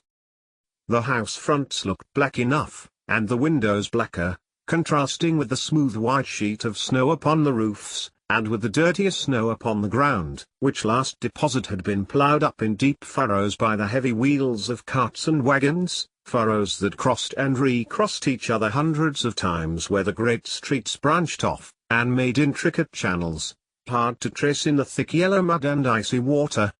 The sky was gloomy, and the shortest streets were choked up with a dingy mist, half thawed, half frozen, whose heavier particles descended in a shower of sooty atoms, as if all the chimneys in Great Britain had, by one consent, caught fire, and were blazing away to their dear hearts' content. There was nothing very cheerful in the climate or the town, and yet was there an air of cheerfulness abroad that the clearest summer air and brightest summer sun might have endeavoured to diffuse in vain. For, the people who were shovelling away on the housetops were jovial and full of glee, calling out to one another from the parapets, and now and then exchanging a facetious snowball, better-natured missile far than many a wordy jest, laughing heartily if it went right and not less heartily if it went wrong. The poulterers' shops were still half open, and the fruiterers were radiant in their glory. There were great, round, pot-bellied baskets of chestnuts, shaped like the waistcoats of jolly old gentlemen, lolling at the doors, and tumbling out into the street in their apoplectic opulence. There were ruddy, brown-faced, broad-girthed Spanish onions, shining in the fatness of their growth like Spanish friars, and winking from their shelves in wanton slyness at the girls as they went by, and glanced demurely at the hung-up mistletoe. There were pears and apples, clustered high in blooming pyramids. There were bunches of grapes, made, in the shopkeeper's benevolence to dangle from conspicuous hooks, that people's mouths might water gratis as they passed. There were piles of filberts, mossy and brown, recalling, in their fragrance, ancient walks among the woods, and pleasant shufflings ankle-deep through withered leaves. There were Norfolk biffins, squat and swarthy, setting off the yellow of the oranges and lemons, and, in the great compactness of their juicy persons, urgently entreating and beseeching to be carried home in paper bags and eaten after dinner. The very gold and silver fish, set forth among these choice fruits in a bowl, though members of a dull and stagnant-blooded race, appeared to know that there was something going on, and, to a fish, went gasping round and round their little world in slow and passionless excitement. The grocers. Oh, the grocers! Nearly closed, with perhaps 2 shutters down, or 1, but through those gaps such glimpses. It was not alone that the scales descending on the counter made a merry sound, or that the twine and roller parted company so briskly, or that the canisters were rattled up and down like juggling tricks, or even that the blended scents of tea and coffee were so grateful to the nose, or even that the raisins were so plentiful and rare, the almonds so extremely white, the sticks of cinnamon so long and straight, the other spices so delicious, the candied fruits so caked and spotted with molten sugar as to make the coldest lookers-on feel faint and subsequently bilious. Nor was it that the figs were moist and pulpy, or that the French plums blushed in modest tartness from their highly decorated boxes, or that everything was good to eat and in its Christmas dress, but the customers were all so hurried and so eager in the hopeful promise of the day, that they tumbled up against each other at the door, crashing their wicker baskets wildly, and left their purchases upon the counter, and came running back to fetch them,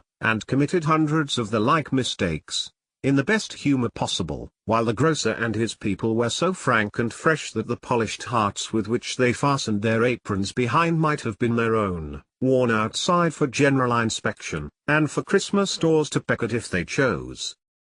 But soon the steeples called good people all, to church and chapel, and away they came, flocking through the streets in their best clothes, and with their gayest faces. And at the same time there emerged from scores of by-streets, lanes, and nameless turnings, innumerable people, carrying their dinners to the bakers' shops. The sight of these poor revellers appeared to interest the spirit very much, for he stood with Scrooge beside him in a baker's doorway, and taking off the covers as their bearers passed, sprinkled incense on their dinners from his torch.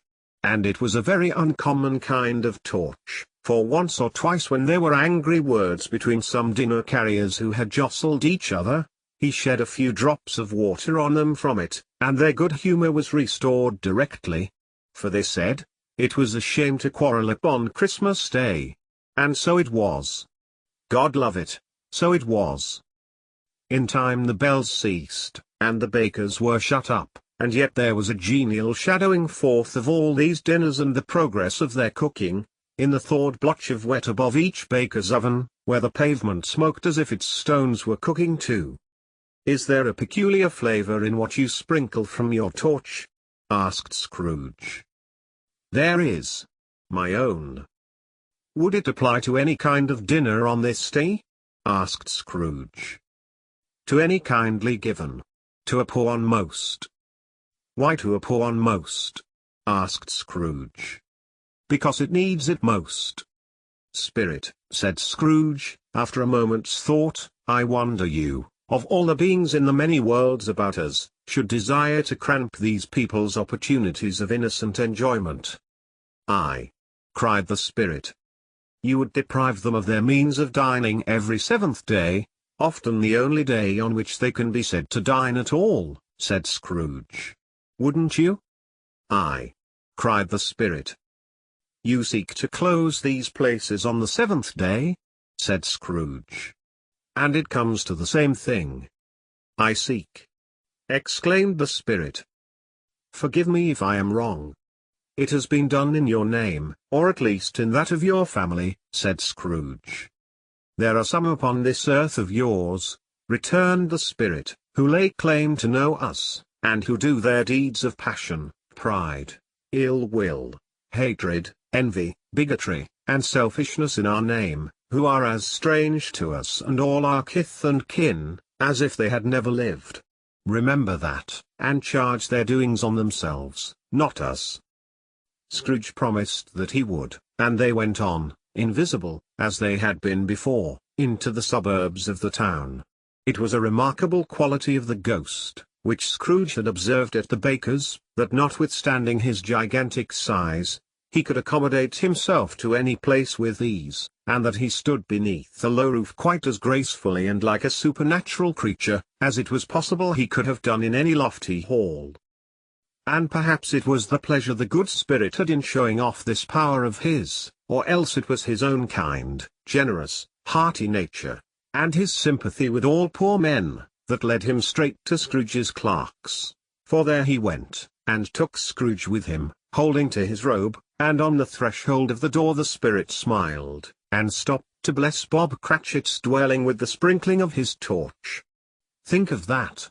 Bob had but 15 bob a week himself. He pocketed on Saturdays but 15 copies of his Christian name, and yet the ghost of Christmas present blessed his 4-roomed house. Then our Prose Mrs. Cratchit, Cratchit's wife, dressed out but poorly in a twice-turned gown, but brave in ribbons, which are cheap and make a goodly show for sixpence, and she laid the cloth, assisted by Belinda Cratchit, second of her daughters, also brave in ribbons, while Master Peter Cratchit plunged a fork into the saucepan of potatoes, and getting the corners of his monstrous shirt collar, Bob's private property, conferred upon his son and heir in honour of the day, into his mouth, rejoiced to find himself so gallantly attired, and yearned to show his linen in the fashionable parks. And now 2 smaller Cratchits, boy and girl, came tearing in, screaming that outside the bakehouse they had smelt the goose, and known it for their own, and basking in luxurious thoughts of sage and onion. These young Cratchits danced about the table, and exalted Master Peter Cratchit to the skies, while he, not proud, although his collars nearly choked him, blew the fire, until the slow potatoes bubbling up, knocked loudly at the saucepan lid to be let out and peeled. "What has ever got your precious father then?" said Mrs. Cratchit. "And your brother, Tiny Tim? And Martha warn't as late last Christmas Day by half an hour?" "Here's Martha, mother," said a girl, appearing as she spoke. "Here's Martha, mother," cried the 2 young Cratchits. "Hurrah! There's such a goose, Martha. Why, bless your heart alive, my dear, how late you are," said Mrs. Cratchit, kissing her a dozen times, and taking off her shawl and bonnet for her with officious zeal. "We'd a deal of work to finish up last night," replied the girl, "and had to clear away this morning, mother." "Well, never mind so long as you are come," said Mrs. Cratchit. "Sit ye down before the fire, my dear, and have a warm, Lord bless ye." "No, no. There's father coming," cried the two young Cratchits, who were everywhere at once. "Hide, Martha, hide." So Martha hid herself, and in came little Bob, the father, with at least 3 feet of comforter exclusive of the fringe, hanging down before him, and his threadbare clothes darned up and brushed, to look seasonable, and Tiny Tim upon his shoulder. Alas for Tiny Tim, he bore a little crutch, and had his limbs supported by an iron frame. "Why, where's our Martha?" cried Bob Cratchit, looking round. "Not coming," said Mrs. Cratchit. "Not coming," said Bob, with a sudden declension in his high spirits, for he had been Tim's blood horse all the way from church, and had come home rampant. "Not coming upon Christmas Day." Martha didn't like to see him disappointed, if it were only in joke, so she came out prematurely from behind the closet door, and ran into his arms, while the two young Cratchits hustled Tiny Tim, and bore him off into the wash-house, that he might hear the pudding singing in a copper. "And how did little Tim behave?" asked Mrs. Cratchit, when she had rallied Bob on his credulity, and Bob had hugged his daughter to his heart's content. "As good as gold," said Bob, "and better. Somehow he gets thoughtful, sitting by himself so much, and thinks the strangest things you ever heard. He told me, coming home, that he hoped the people saw him in the church, because he was a cripple, and it might be pleasant to them to remember upon Christmas Day, who made lame beggars walk, and blind men see." Bob's voice was tremulous when he told them this, and trembled more when he said that Tiny Tim was growing strong and hearty. His active little crutch was heard upon the floor, and back came Tiny Tim before another word was spoken, escorted by his brother and sister to his stool before the fire, and while Bob, turning up his cuffs, as if, poor fellow, they were capable of being made more shabby, compounded some hot mixture in a jug with gin and lemons, and stirred it round and put it on the hob to simmer, Master Peter, and the two ubiquitous young Cratchits went to fetch the goose, with which they soon returned in high procession. Such a bustle ensued that you might have thought a goose the rarest of all birds, a feathered phenomenon, to which a black swan was a matter of course, and in truth it was something very like it in that house.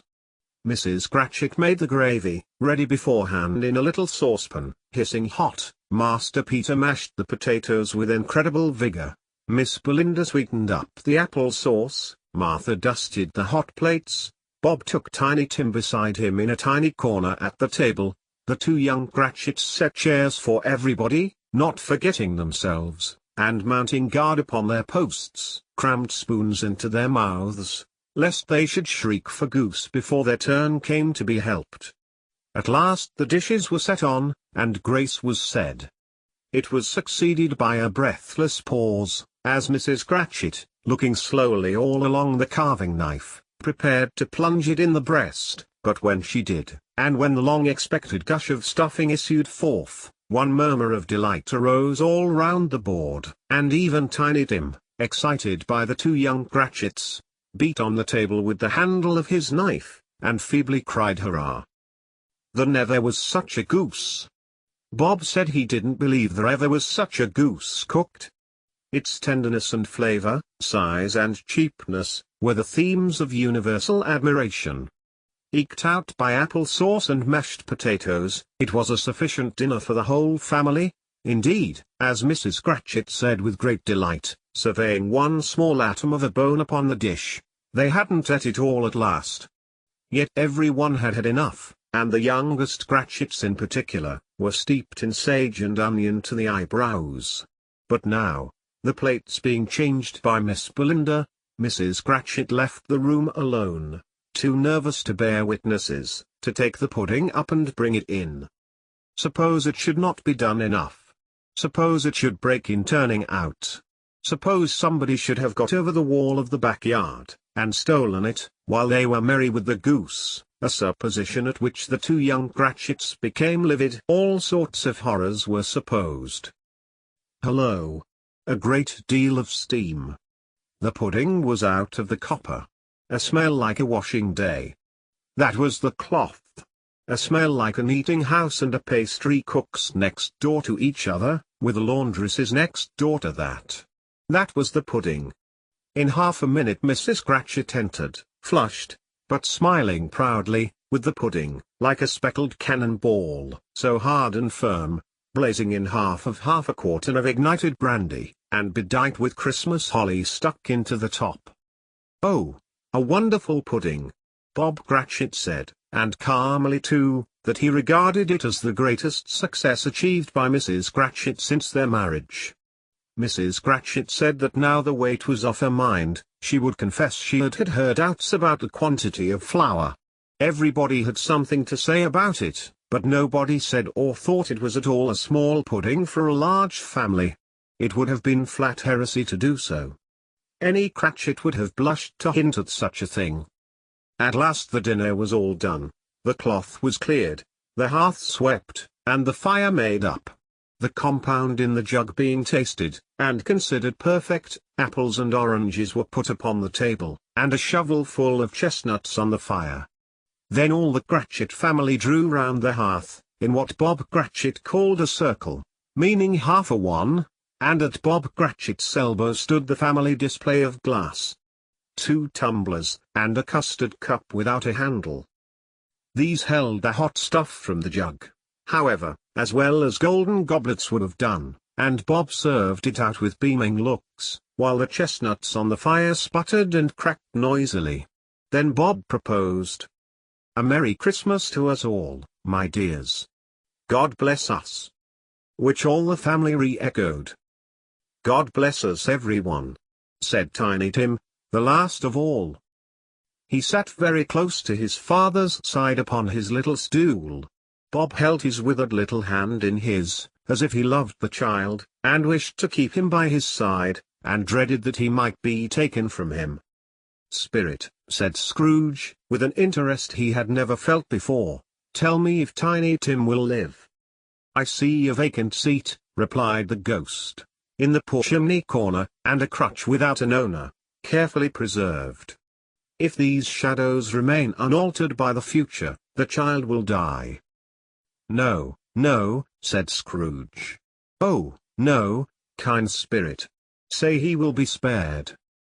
"If these shadows remain unaltered by the future, none other of my race," returned the ghost, "will find him here. What then? If he be like to die, he had better do it, and decrease the surplus population." Scrooge hung his head to hear his own words quoted by the spirit, and was overcome with penitence and grief.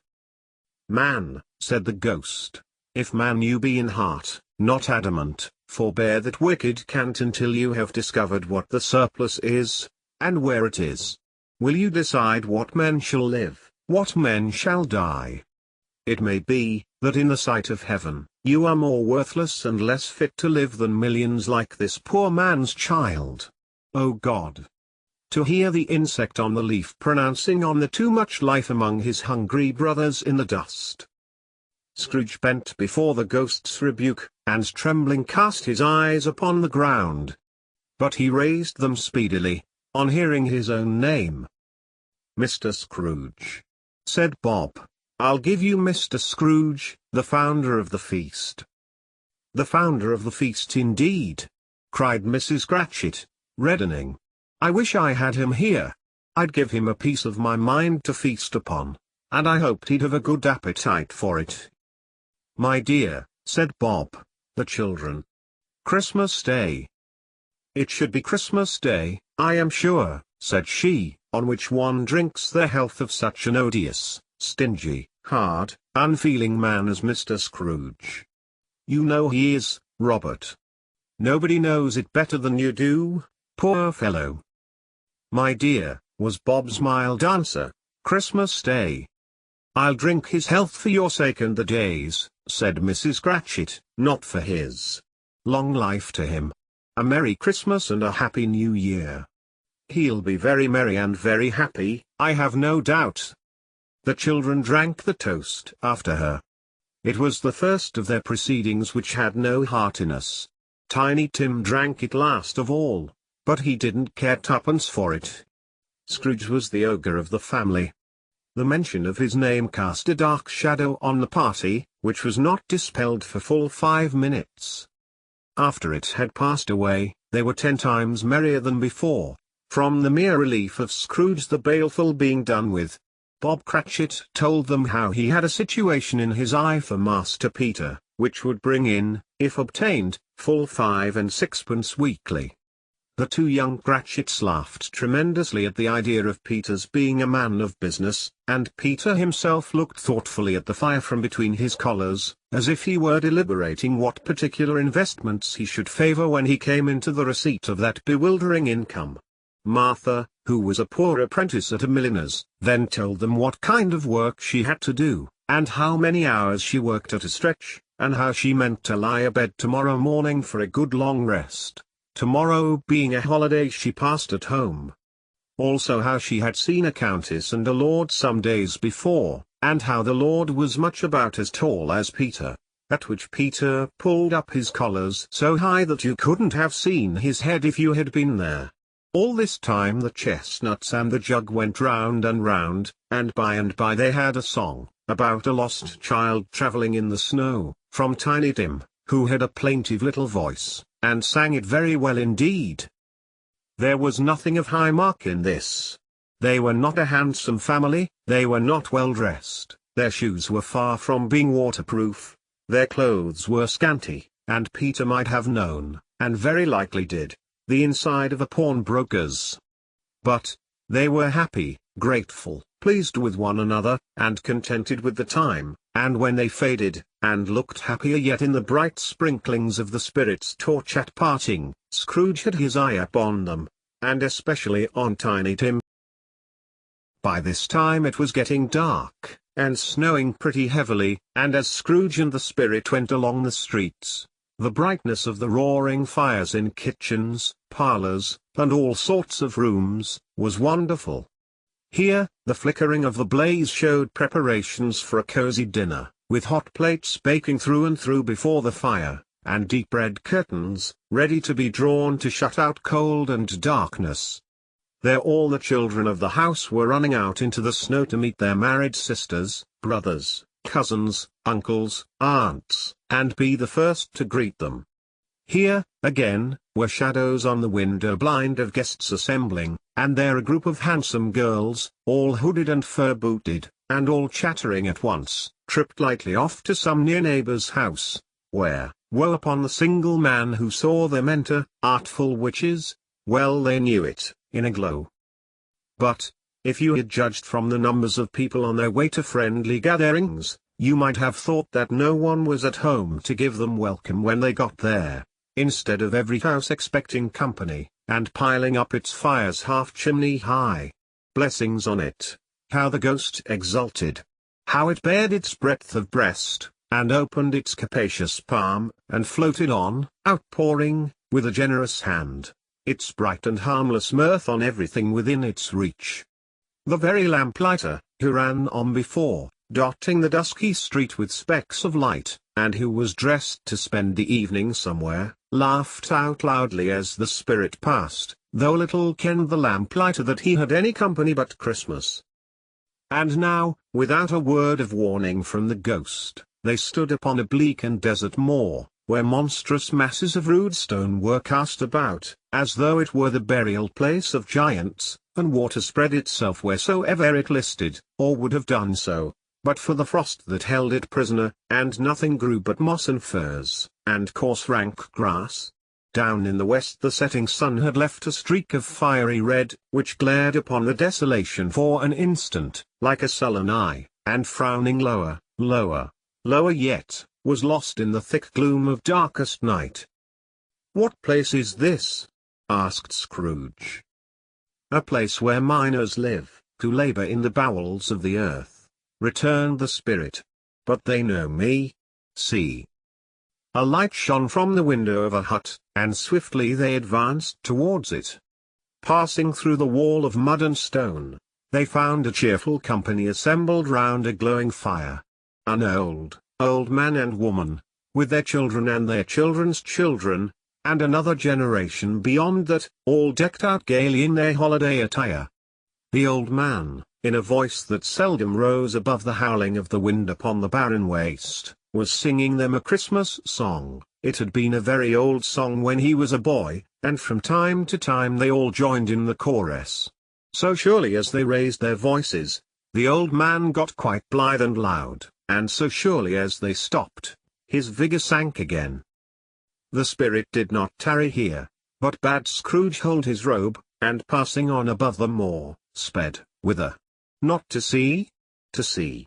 To Scrooge's horror, looking back, he saw the last of the land, a frightful range of rocks, behind them, and his ears were deafened by the thundering of water, as it rolled and roared, and raged among the dreadful caverns it had worn, and fiercely tried to undermine the earth. Built upon a dismal reef of sunken rocks, some league or so from shore, on which the waters chafed and dashed, the wild year through, there stood a solitary lighthouse. Great heaps of seaweed clung to its base, and storm birds, born of the wind one might suppose, as seaweed of the water, rose and fell about it, like the waves they skimmed. But even here, two men who watched the light had made a fire, that through the loophole in the thick stone wall shed out a ray of brightness on the awful sea. Joining their horny hands over the rough table at which they sat, they wished each other Merry Christmas in their can of grog, and one of them, the elder, too, with his face all damaged and scarred with hard weather, as the figurehead of an old ship might be, struck up a sturdy song that was like a gale in itself. Again the ghost sped on, above the black and heaving sea, on, until, being far away, as he told Scrooge, from any shore, they lighted on a ship. They stood beside the helmsman at the wheel, the lookout in the bow, the officers who had the watch, dark, ghostly figures in their several stations, but every man among them hummed a Christmas tune, or had a Christmas thought, or spoke below his breath to his companion of some bygone Christmas day, with homeward hopes belonging to it. And every man on board, waking or sleeping, good or bad, had had a kinder word for another on that day than on any day in the year, and had shared to some extent in its festivities, and had remembered those he cared for at a distance, and had known that they delighted to remember him. It was a great surprise to Scrooge, while listening to the moaning of the wind, and thinking what a solemn thing it was to move on through the lonely darkness over an unknown abyss, whose depths were secrets as profound as death. It was a great surprise to Scrooge, while thus engaged, to hear a hearty laugh. It was a much greater surprise to Scrooge to recognize it as his own nephew's and to find himself in a bright, dry, gleaming room, with the spirit standing smiling by his side, and looking at that same nephew with approving affability. "Ha! Ha!" laughed Scrooge's nephew. "Ha! Ha! Ha! If you should happen, by any unlikely chance, to know a man more blessed in a laugh than Scrooge's nephew, all I can say is, I should like to know him too. Introduce him to me, and I'll cultivate his acquaintance. It is a fair, even-handed, noble adjustment of things, that while there is infection in disease and sorrow, there is nothing in the world so irresistibly contagious as laughter and good humor." When Scrooge's nephew laughed in this way, holding his sides, rolling his head, and twisting his face into the most extravagant contortions, Scrooge's niece, by marriage, laughed as heartily as he. And their assembled friends being not a bit behindhand, roared out lustily. "Ha! Ha! Ha! Ha! Ha! Ha! He said that Christmas was a humbug, as I live!" cried Scrooge's nephew. "He believed it too." "More shame for him, Fred," said Scrooge's niece, indignantly. Bless those women, they never do anything by halves. They are always in earnest. She was very pretty, exceedingly pretty. With a dimpled, surprised-looking, capital face, a ripe little mouth, that seemed made to be kissed, as no doubt it was, all kinds of good little dots about her chin, that melted into one another when she laughed, and the sunniest pair of eyes you ever saw in any little creature's head. Altogether she was what you would have called provoking, you know, but satisfactory, too. Oh, perfectly satisfactory. "He's a comical old fellow," said Scrooge's nephew, "that's the truth, and not so pleasant as he might be. However, his offences carry their own punishment, and I have nothing to say against him." "I'm sure he is very rich, Fred," hinted Scrooge's niece. "At least you always tell me so."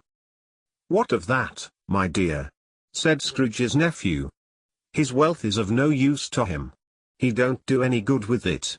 He don't make himself comfortable with it. He hasn't the satisfaction of thinking, ha, ha, ha! That he is ever going to benefit us with it." "I have no patience with him," observed Scrooge's niece. Scrooge's niece's sisters, and all the other ladies, expressed the same opinion. "Oh, I have," said Scrooge's nephew. "I am sorry for him. I couldn't be angry with him if I tried. Who suffers by his ill whims? Himself, always. Here, he takes it into his head to dislike us, and he won't come and dine with us. What's the consequence? He don't lose much of a dinner." "Indeed, I think he loses a very good dinner," interrupted Scrooge's niece. Everybody else said the same, and they must be allowed to have been competent judges, because they had just had dinner, and, with the dessert upon the table, were clustered round the fire, by lamplight. "Well, I'm very glad to hear it," said Scrooge's nephew, "because I haven't great faith in these young housekeepers. What do you say, Topper?" Topper had clearly got his eye upon one of Scrooge's niece's sisters, for he answered that a bachelor was a wretched outcast, who had no right to express an opinion on the subject.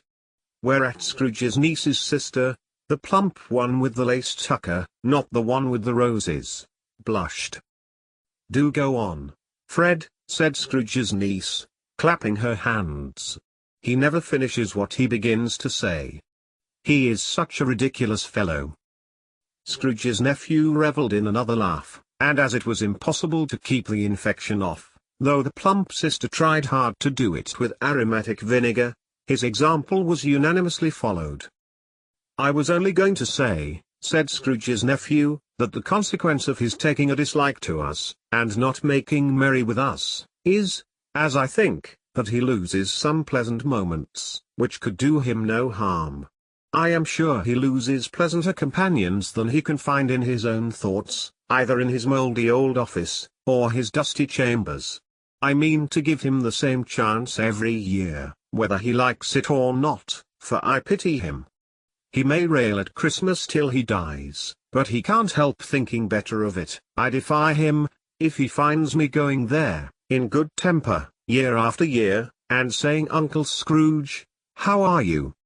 if it only puts him in the vein to leave his poor clerk £50, that's something, and I think I shook him yesterday." It was their turn to laugh now at the notion of his shaking Scrooge.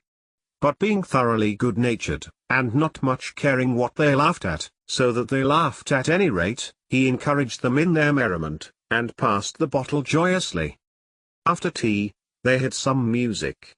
For they were a musical family, and knew what they were about, when they sung a glee or catch, I can assure you, especially Topper, who could growl away in the bass like a good one, and never swell the large veins in his forehead, or get red in the face over it. Scrooge's niece played well upon the harp, and played among other tunes a simple little air, a mere nothing.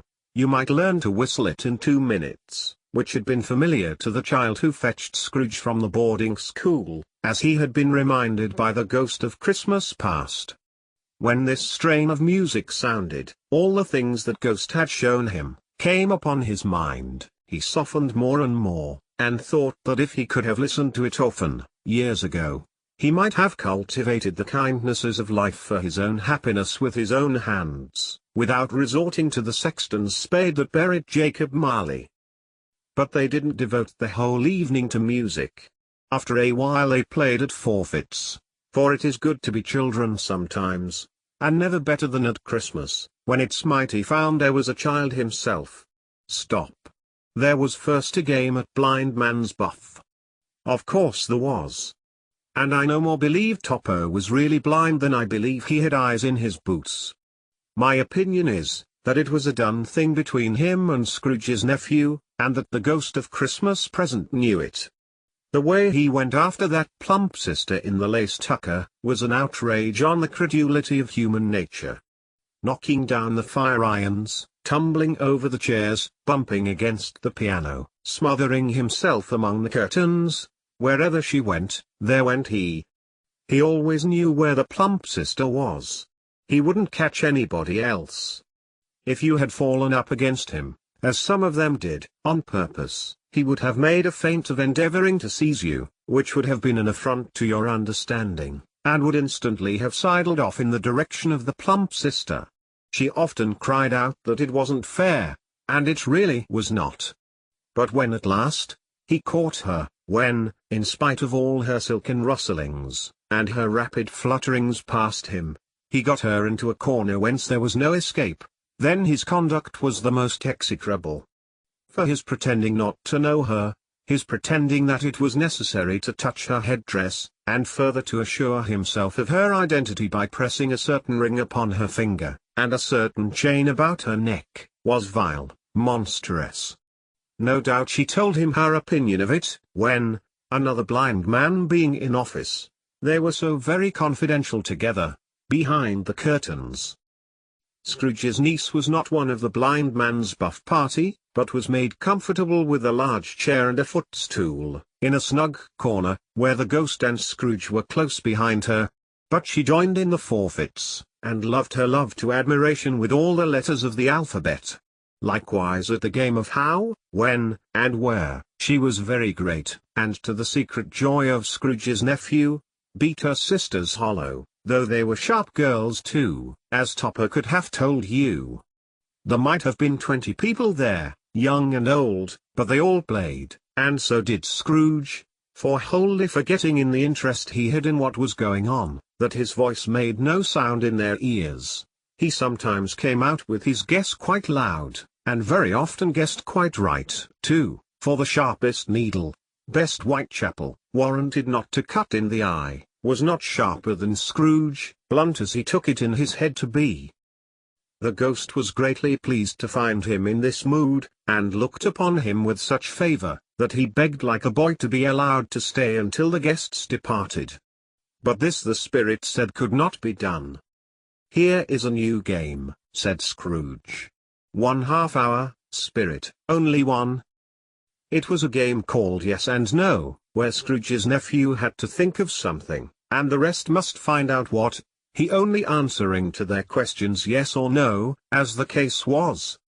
The brisk fire of questioning to which he was exposed, elicited from him that he was thinking of an animal, a live animal, rather a disagreeable animal, a savage animal, an animal that growled and grunted sometimes, and talked sometimes, and lived in London, and walked about the streets, and wasn't made a show of, and wasn't led by anybody, and didn't live in a menagerie, and was never killed in a market, and was not a horse, or an ass, or a cow, or a bull, or a tiger, or a dog, or a pig, or a cat, or a bear. At every fresh question that was put to him, this nephew burst into a fresh roar of laughter, and was so inexpressibly tickled, that he was obliged to get up off the sofa and stamp. At last the plump sister, falling into a similar state, cried out, "I have found it out. I know what it is, Fred. I know what it is." "What is it?" cried Fred. "It's your Uncle Scrooge." Which it certainly was.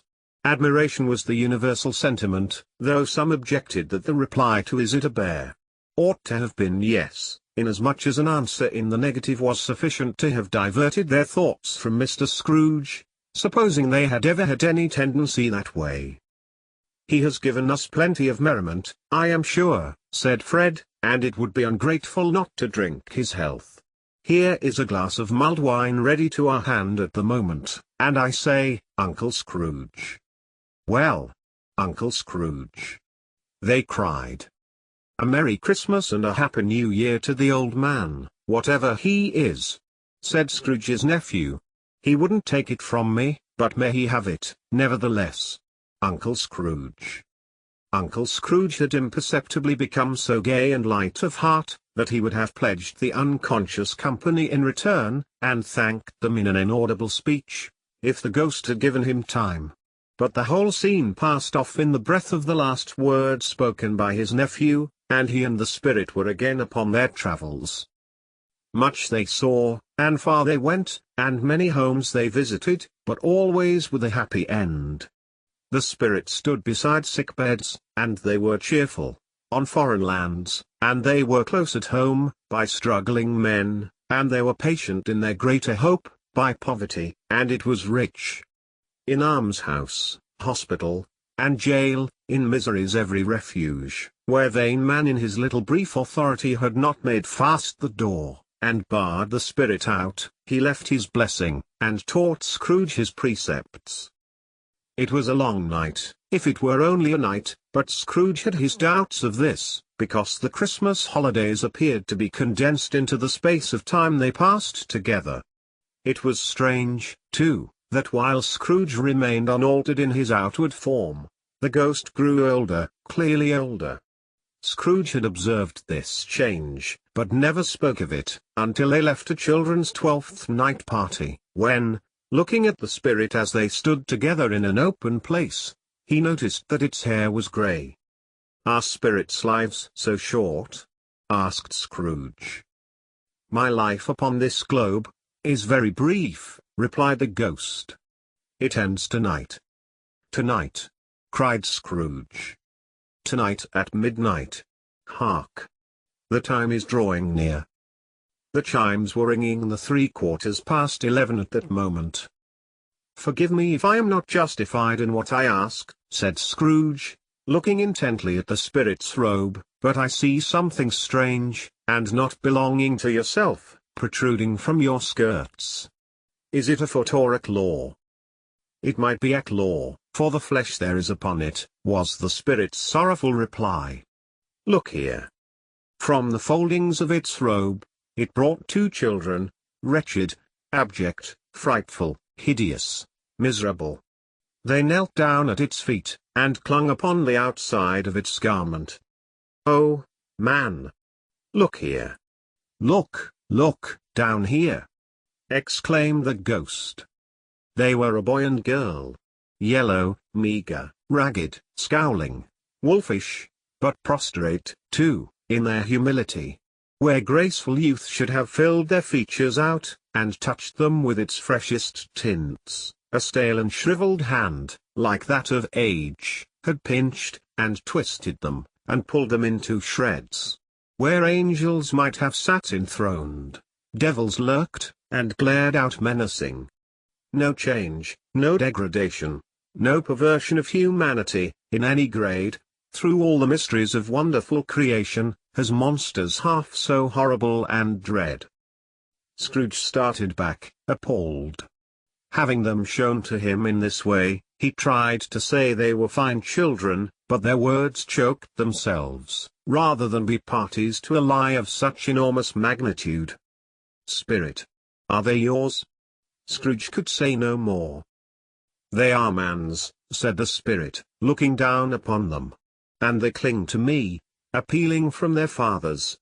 This boy is ignorance. This girl is want. Beware them both, and all of their degree, but most of all beware this boy, for on his brow I see that written which is doom, unless the writing be erased." "Deny it!" cried the spirit, stretching out its hand towards the city. "Slander those who tell it ye. Admit it for your factious purposes, and make it worse. And bide the end." "Have they no refuge or resource?" cried Scrooge. "Are there no prisons? said the spirit, turning on him for the last time with his own words. "Are there no workhouses?" The bell struck 12. Scrooge looked about him for the ghost, and saw it not. As the last stroke ceased to vibrate, he remembered the prediction of old Jacob Marley, and lifting up his eyes, beheld a solemn phantom, draped and hooded, coming, like a mist along the ground, towards him. Stave 4. The last of the spirits. The phantom slowly, gravely, silently, approached. When it came near him, Scrooge bent down upon his knee, for in the very air through which this spirit moved it seemed to scatter gloom and mystery. It was shrouded in a deep black garment, which concealed its head, its face, its form, and left nothing of it visible save one outstretched hand.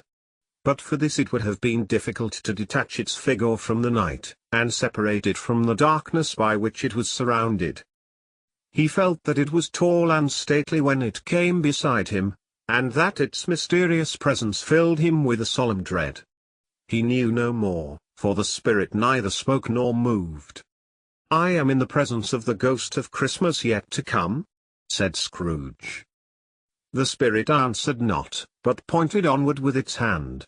"You are about to show me shadows of the things that have not happened, but will happen in the time before us," Scrooge pursued. "Is that so, spirit?" The upper portion of the garment was contracted for an instant in its folds, as if the spirit had inclined its head. That was the only answer he received.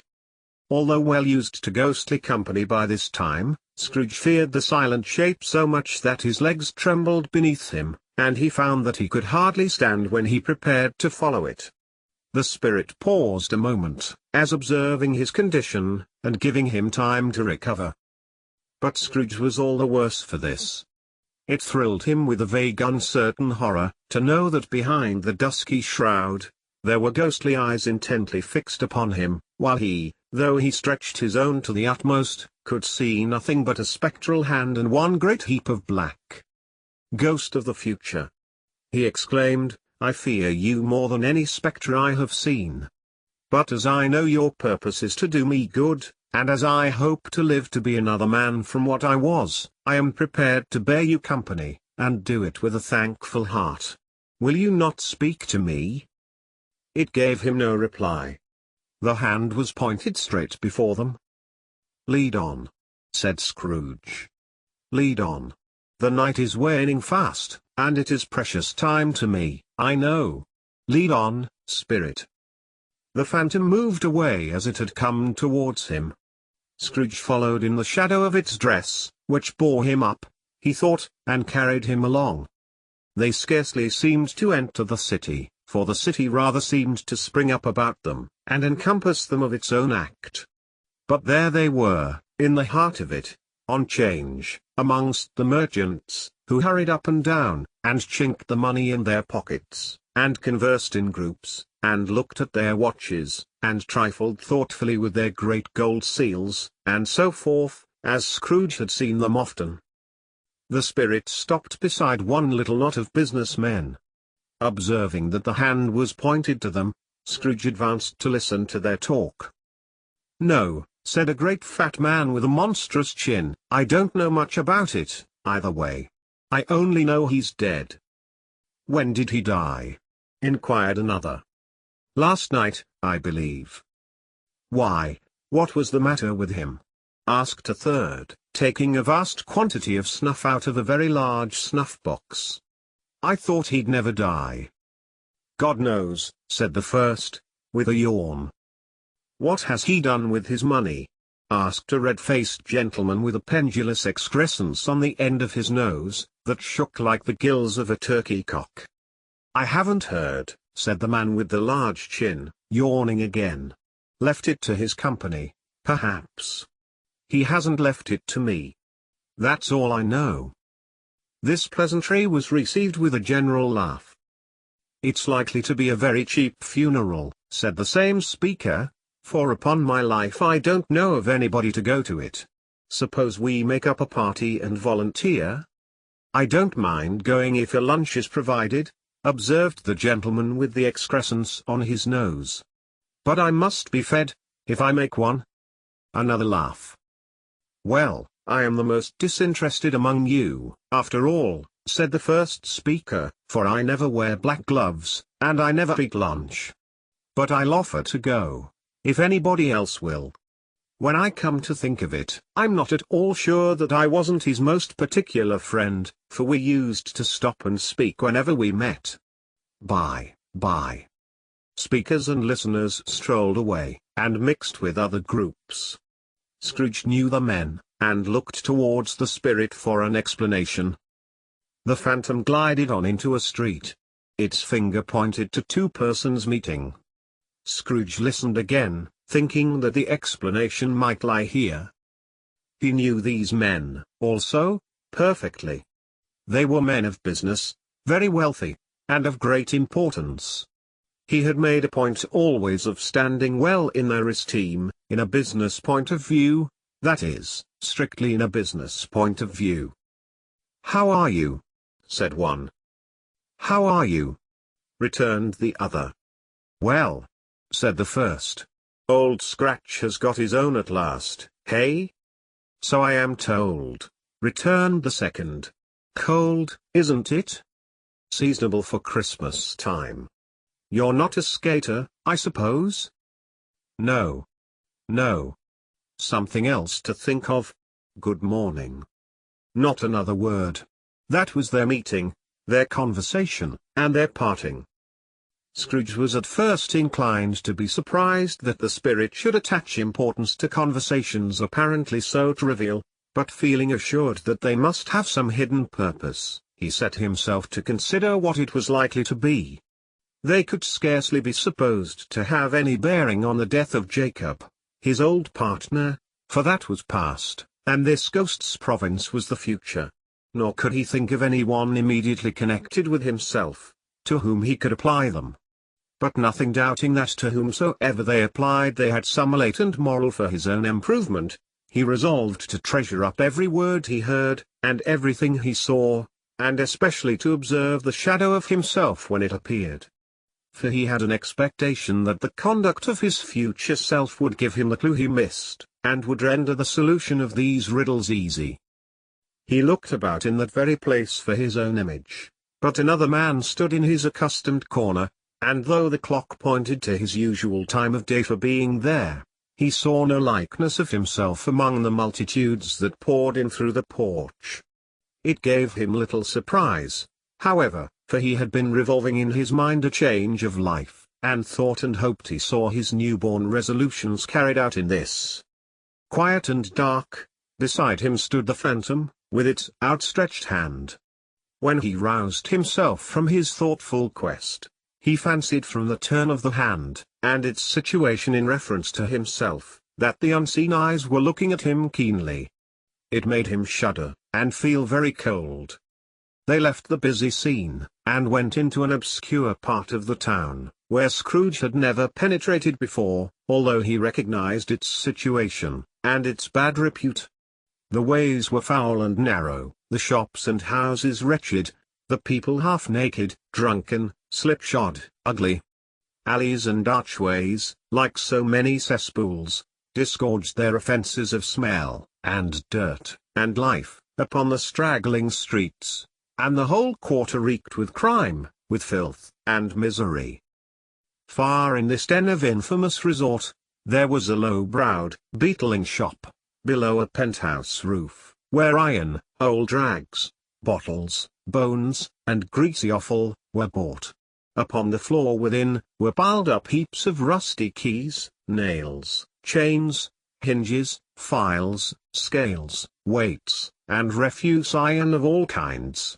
Secrets that few would like to scrutinize were bred and hidden in mountains of unseemly rags, masses of corrupted fat, and sepulchres of bones.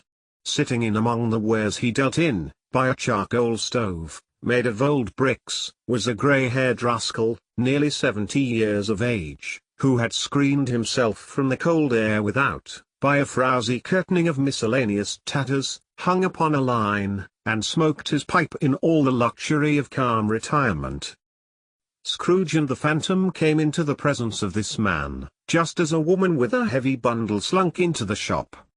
But she had scarcely entered, when another woman, similarly laden, came in too, and she was closely followed by a man in faded black, who was no less startled by the sight of them, than they had been upon the recognition of each other. After a short period of blank astonishment, in which the old man with the pipe had joined them, they all three burst into a laugh. "Let the charwoman alone to be the first," cried she who had entered first. "Let the laundress alone to be the second, and let the undertaker's man alone to be the third. Look here, old Joe, here's a chance. If we haven't all three met here without meaning it." "You couldn't have met in a better place," said old Joe, removing his pipe from his mouth. "Come into the parlour. You were made free of it long ago, you know, and the other two aren't strangers. Stop till I shut the door of the shop. Ah! How it squeaks! There ain't such a rusty bit of metal in the place as its own hinges, I believe, and I'm sure there's no such old bones here, as mine. Ha! Ha! We're all suitable to our calling, we're well matched. Come into the parlour. Come into the parlour." The parlour was the space behind the screen of rags. The old man raked the fire together with an old stair rod, and having trimmed his smoky lamp, for it was night, with the stem of his pipe, put it into his mouth again. While he did this, the woman who had already spoken threw her bundle on the floor, and sat down in a flaunting manner on a stool, crossing her elbows on her knees, and looking with a bold defiance at the other two. "What odds then? What odds, Mrs. Dilber?" said the woman. "Every person has a right to take care of themselves. He always did." "That's true, indeed," said the laundress. "No man more so." "Why then, don't stand staring as if you was afraid, woman. Who's the wiser? We're not going to pick holes in each other's coats, I suppose?" "No, indeed," said Mrs. Dilber and the man together. "We should hope not." "Very well, then," cried the woman. "That's enough. Who's the worse for the loss of a few things like these? Not a dead man, I suppose?" "No, indeed," said Mrs. Dilber, laughing. "If he wanted to keep 'em after he was dead, wicked old screw," pursued the woman, "why wasn't he natural in his lifetime? If he had been, he'd have had somebody to look after him when he was struck with death, instead of lying gasping out his last there, alone by himself." "It's the truest word that ever was spoke," said Mrs. Dilber. "It's a judgment on him." "I wish it was a little heavier judgment," replied the woman, "and it should have been, you may depend upon it, if I could have laid my hands on anything else. Open that bundle, old Joe, and let me know the value of it. Speak out plain. I'm not afraid to be the first, nor afraid for them to see it. We know pretty well that we were helping ourselves, before we met here, I believe. It's no sin. Open the bundle, Joe." But the gallantry of her friends would not allow of this, and the man in faded black, mounting the breach first, produced his plunder. It was not extensive. A seal or two, a pencil case, a pair of sleeve buttons, and a brooch of no great value, were all. They were severally examined and appraised by old Joe, who chalked the sums he was disposed to give for each, upon the wall, and added them up into a total when he found there was nothing more to come. "That's your account," said Joe, "and I wouldn't give another sixpence, if I was to be boiled for not doing it. Who's next?" Mrs. Dilber was next. Sheets and towels, a little wearing apparel, 2 old-fashioned silver teaspoons, a pair of sugar tongs, and a few boots. Her account was stated on the wall in the same manner. "I always give too much to ladies. It's a weakness of mine, and that's the way I ruin myself," said old Joe. "That's your account. If you asked me for another penny, and made it an open question, I'd repent of being so liberal and knock off half a crown." "And now undo my bundle, Joe," said the first woman. Joe went down on his knees for the greater convenience of opening it, and having unfastened a great many knots, dragged out a large and heavy roll of some dark stuff. "What do you call this?" said Joe. "Bed curtains." "Ah!" returned the woman, laughing and leaning forward on her crossed arms. "Bed curtains. You don't mean to say you took 'em down, rings and all, with him lying there?" said Joe. "Yes, I do," replied the woman. "Why not?" "You were born to make your fortune," said Joe, "and you'll certainly do it." "I certainly shan't hold my hand, when I can get anything in it by reaching it out, for the sake of such a man as he was, I promise you, Joe," returned the woman coolly. "Don't drop that oil upon the blankets, now." "His blankets?" asked Joe. "Whose else's do you think?" replied the woman. "He isn't likely to take cold without 'em, I dare say." "I hope he didn't die of anything catching? Eh?" said old Joe, stopping in his work, and looking up. "Don't you be afraid of that," returned the woman. "I ain't so fond of his company that I'd loiter about him for such things, if he did. Ah! You may look through that shirt till your eyes ache, but you won't find a hole in it, nor a threadbare place. It's the best he had, and a fine one too. They'd have wasted it, if it hadn't been for me." "What do you call wasting of it?" asked old Joe. "Putting it on him to be buried in, to be sure," replied the woman with a laugh. "Somebody was fool enough to do it, but I took it off again. If calico ain't good enough for such a purpose, it isn't good enough for anything. It's quite as becoming to the body. He can't look uglier than he did in that one." Scrooge listened to this dialogue in horror. As they sat grouped about their spoil, in the scanty light afforded by the old man's lamp, he viewed them with a detestation and disgust, which could hardly have been greater, though they had been obscene demons, marketing the corpse itself. "Ha! Ha!" laughed the same woman, when old Joe, producing a flannel bag with money in it, told out their several gains upon the ground. "This is the end of it, you see. He frightened every one away from him when he was alive, to profit us when he was dead. Ha! Ha! Ha!" "Spirit," said Scrooge, shuddering from head to foot. I see, I see. The case of this unhappy man might be my own. My life tends that way, now. Merciful heaven, what is this?"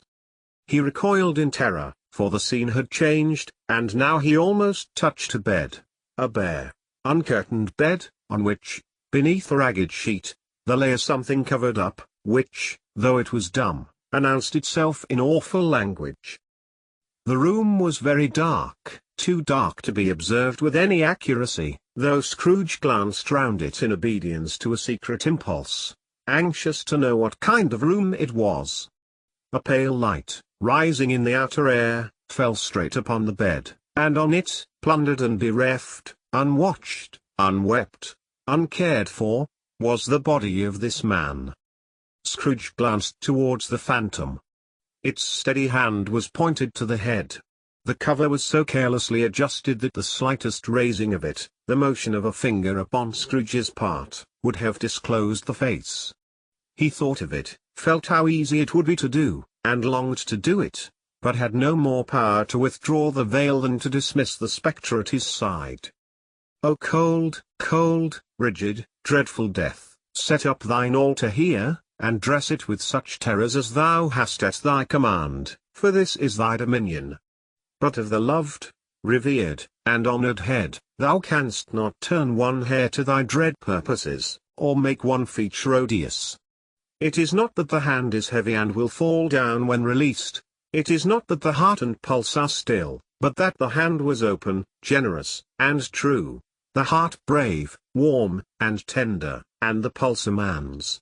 Strike, shadow, strike, and see his good deeds springing from the wound, to sow the world with life immortal."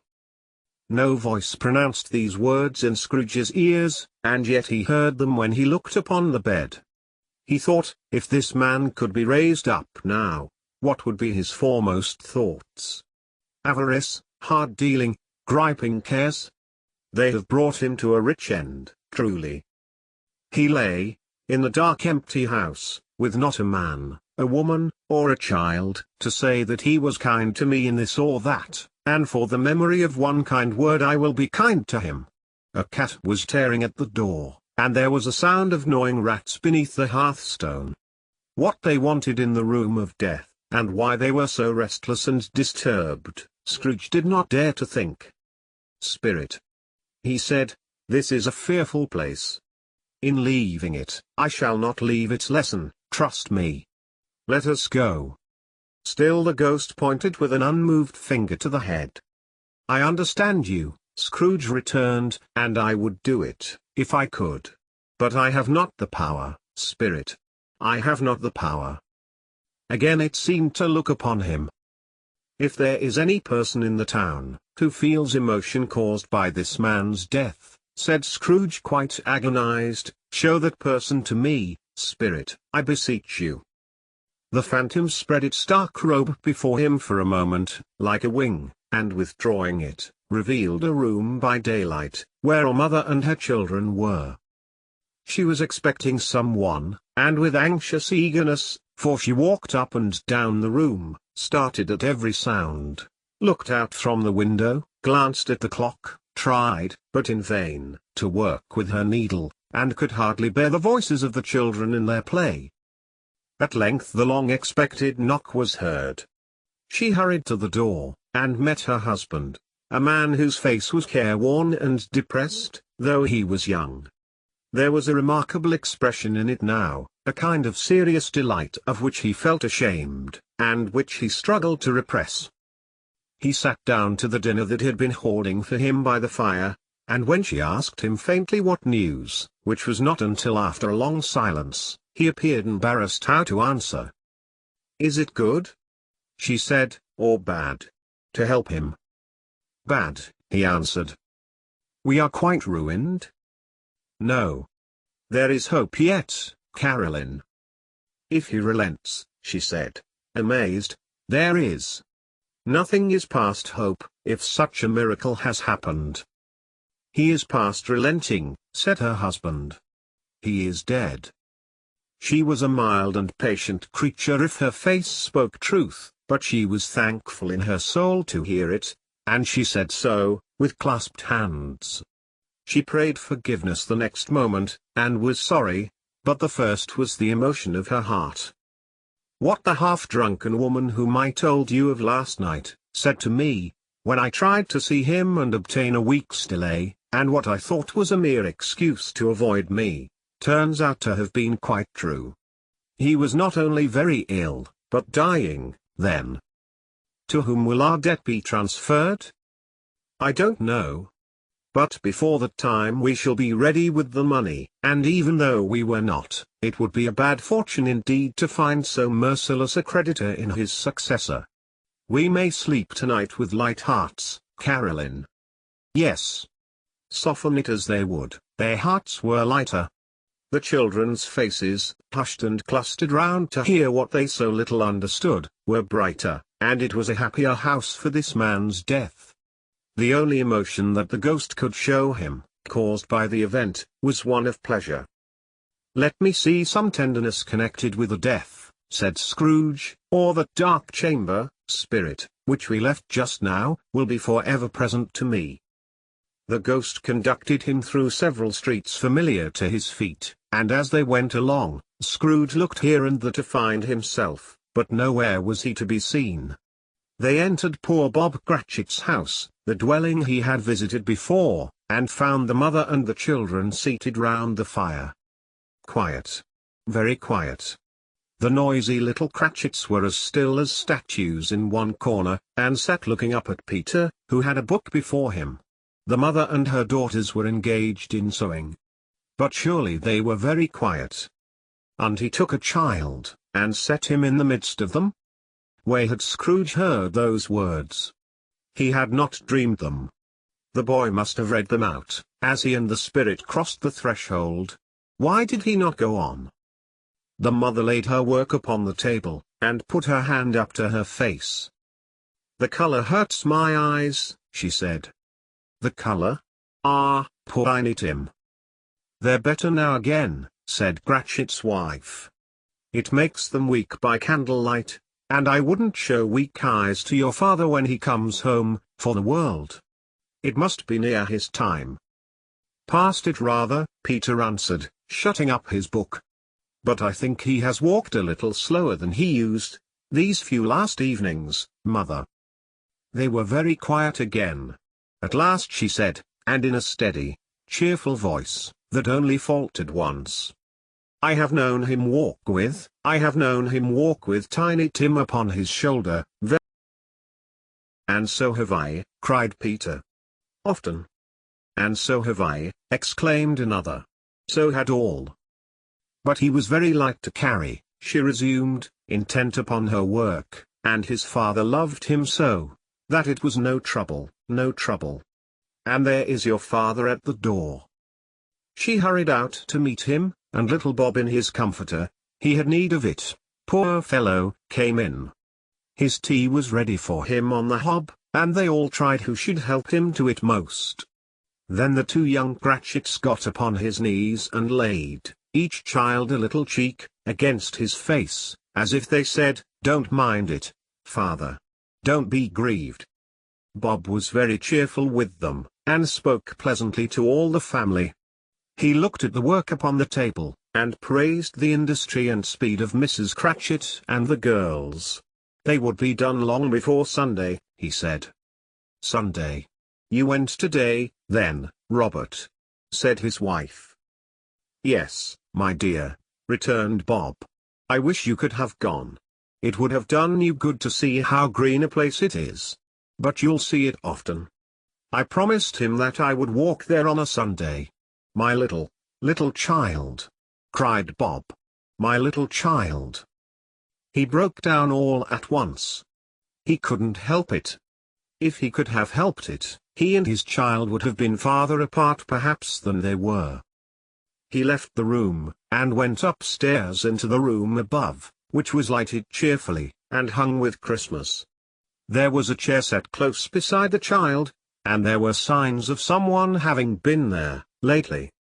Poor Bob sat down in it, and when he had thought a little and composed himself, he kissed the little face. He was reconciled to what had happened, and went down again quite happy. They drew about the fire, and talked, the girls and mother working still.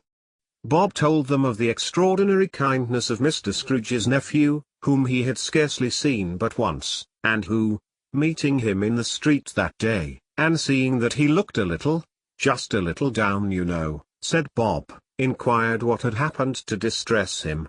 On which, said Bob, for he is the pleasantest spoken gentleman you ever heard, I told him, "I am heartily sorry for it, Mr. Cratchit," he said, "and heartily sorry for your good wife."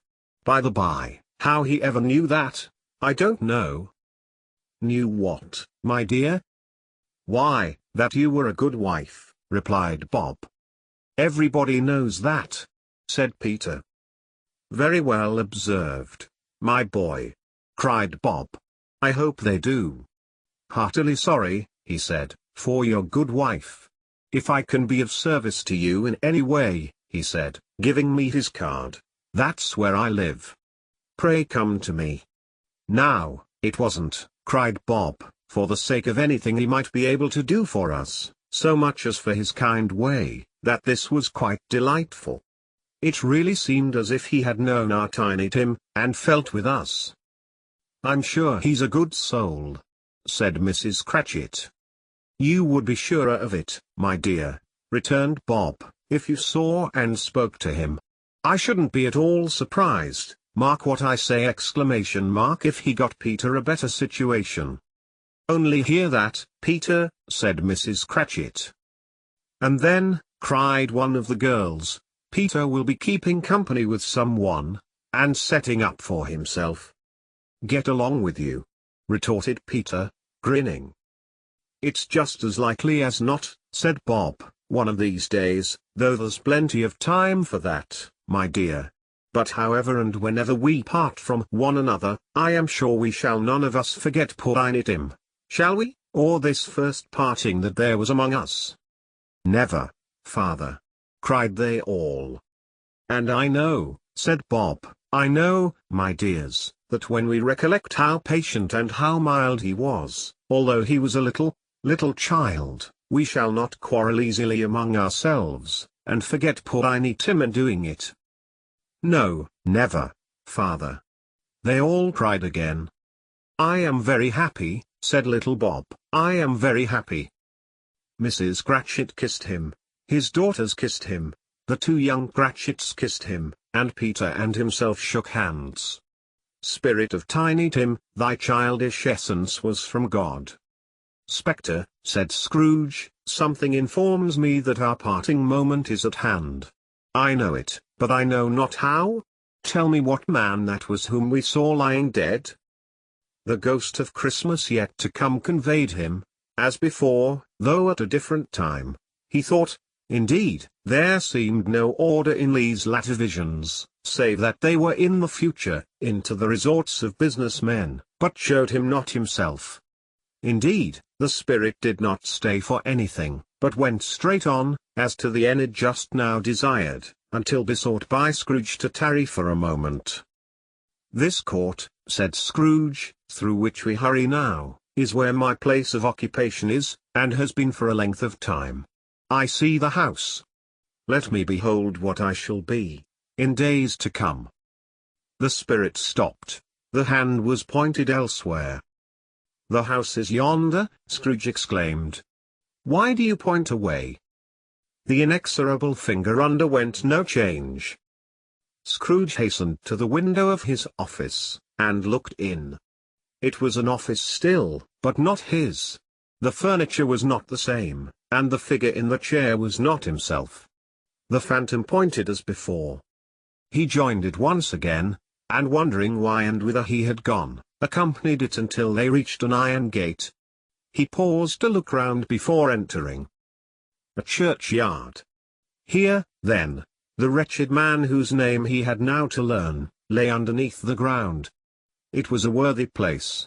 Walled in by houses, overrun by grass and weeds, the growth of vegetation's death, not life, choked up with too much burying, fat with repleted appetite. A worthy place. The spirit stood among the graves, and pointed down to one. He advanced towards it trembling. The phantom was exactly as it had been, but he dreaded that he saw new meaning in its solemn shape. "Before I draw nearer to that stone to which you point," said Scrooge, "answer me one question. Are these the shadows of the things that will be, or are they shadows of things that may be, only?" Still the ghost pointed downward to the grave by which it stood. "Men's courses will foreshadow certain ends, to which, if persevered in, they must lead," said Scrooge. "But if the courses be departed from, the ends will change. Say it is thus with what you show me." The spirit was immovable as ever. Scrooge crept towards it, trembling as he went, and following the finger, read upon the stone of the neglected grave his own name, Ebenezer Scrooge. The last of the spirits. "Am I that man who lay upon the bed?" he cried, upon his knees. The finger pointed from the grave to him, and back again. "No, spirit. Oh no, no." The finger still was there. "Spirit," he cried, tight clutching at its robe, "hear me. I am not the man I was. I will not be the man I must have been but for this intercourse. Why show me this, if I am past all hope?" For the first time the hand appeared to shake. "Good spirit," he pursued, as down upon the ground he fell before it, "your nature intercedes for me, and pities me. Assure me that I yet may change these shadows you have shown me, by an altered life." The kind hand trembled. "I will honor Christmas in my heart, and try to keep it all the year. I will live in the past, the present, and the future. The spirits of all three shall strive within me. I will not shut out the lessons that they teach. Oh, Tell me I may sponge away the writing on this stone. In his agony, he caught the spectral hand. It sought to free itself, but he was strong in his entreaty, and detained it. The spirit, stronger yet, repulsed him. Holding up his hands in a last prayer to have his fate reversed, he saw an alteration in the phantom's hood and dress. It shrunk, collapsed, and dwindled down into a bedpost. Stave 5. The end of it. Yes. And the bedpost was his own. The bed was his own. The room was his own. Best and happiest of all, the time before him was his own, to make amends in. I will live in the past, the present, and the future. Scrooge repeated, as he scrambled out of bed. The spirits of all three shall strive within me. O Jacob Marley! Heaven, and the Christmas time be praised for this. I say it on my knees, old Jacob, on my knees. He was so fluttered and so glowing with his good intentions, that his broken voice would scarcely answer to his call. He had been sobbing violently in his conflict with the spirit, and his face was wet with tears. They are not torn down, cried Scrooge, folding one of his bed curtains in his arms. They are not torn down, rings and all. They are here, I am here, the shadows of the things that would have been, may be dispelled. They will be. I know they will. His hands were busy with his garments all this time, turning them inside out, putting them on upside down, tearing them, mislaying them, making them parties to every kind of extravagance. I don't know what to do, cried Scrooge, laughing and crying in the same breath, and making a perfect locoon of himself with his stockings. I am as light as a feather, I am as happy as an angel, I am as merry as a schoolboy. I am as giddy as a drunken man. A Merry Christmas to everybody. A Happy New Year to all the world. Hello here. Whoop. Hello. He had frisked into the sitting room, and was now standing there, perfectly winded. There's the saucepan that the gruel was in, cried Scrooge, starting off again, and going round the fireplace. There's the door, by which the ghost of Jacob Marley entered. There's the corner where the ghost of Christmas Present sat. There's the window where I saw the wandering spirits. It's all right, it's all true, it all happened. Ha ha ha. Really, for a man who had been out of practice for so many years, it was a splendid laugh, a most illustrious laugh. The father of a long, long line of brilliant laughs. I don't know what day of the month it is, said Scrooge. I don't know how long I've been among the spirits. I don't know anything. I'm quite a baby. Never mind. I don't care. I'd rather be a baby. Hello. Whoop. Hello here. He was checked in his transports by the churches ringing out the lustiest peals he had ever heard. Clash, clang, hammer, ding, dong, bell. Bell, dong, ding, hammer, clang, clash. Oh, glorious, glorious. Running to the window, he opened it, and put out his head. No fog, no mist, clear, bright, jovial, stirring, cold, cold, piping for the blood to dance to, golden sunlight, heavenly sky, sweet fresh air, merry bells. Oh, glorious, glorious. What's today? Cried Scrooge, calling downward to a boy in Sunday clothes, who perhaps had loitered in to look about him. Eh? Returned the boy, with all his might of wonder. What's today, my fine fellow? Said Scrooge. Today? Replied the boy. Why, Christmas Day. It's Christmas Day, said Scrooge to himself. I haven't missed it. The spirits have done it all in one night. They can do anything they like. Of course they can. Of course they can. Hello, my fine fellow. Hello, returned the boy. Do you know the poulterers, in the next street but one, at the corner? Scrooge inquired. I should hope I did, replied the lad. An intelligent boy, said Scrooge. a remarkable boy. Do you know whether they've sold the prize turkey that was hanging up? The question mark, not the little prize turkey, the big one. What, the one as big as me? Returned the boy. What a delightful boy, said Scrooge. It's a pleasure to talk to him. Yes, my buck. It's hanging there now, replied the boy. Is it? Said Scrooge. Go and buy it. Walk here! Exclaimed the boy. No, no, said Scrooge, I am in earnest. Go and buy it, and tell 'em to bring it here, that I may give them the direction where to take it. Come back with the man, and I'll give you a shilling. Come back with him in less than 5 minutes and I'll give you half a crown. The boy was off like a shot. He must have had a steady hand at a trigger who could have got a shot off half so fast. I'll send it to Bob Cratchit's, whispered Scrooge, rubbing his hands, and splitting with a laugh. He shan't know who sends it. It's twice the size of Tiny Tim. Joe Miller never made such a joke as sending it to Bob's will be. The hand in which he wrote the address was not a steady one, but write it he did, somehow, and went downstairs to open the street door, ready for the coming of the poulterer's man. As he stood there, waiting his arrival, the knocker caught his eye. I shall love it, as long as I live, cried Scrooge, patting it with his hand. I scarcely ever looked at it before. What an honest expression it has in its face. It's a wonderful knocker! Exclamation mark. Here's the turkey. Hello. Whoop. How are you? Merry Christmas. It was a turkey. He never could have stood upon his legs, that bird. He would have snapped 'em short off in a minute, like sticks of sealing wax. Why, it's impossible to carry that to Camden Town, said Scrooge. You must have a cab. The chuckle with which he said this, and the chuckle with which he paid for the turkey, and the chuckle with which he paid for the cab, and the chuckle with which he recompensed the boy, were only to be exceeded by the chuckle with which he sat down breathless in his chair again, and chuckled till he cried.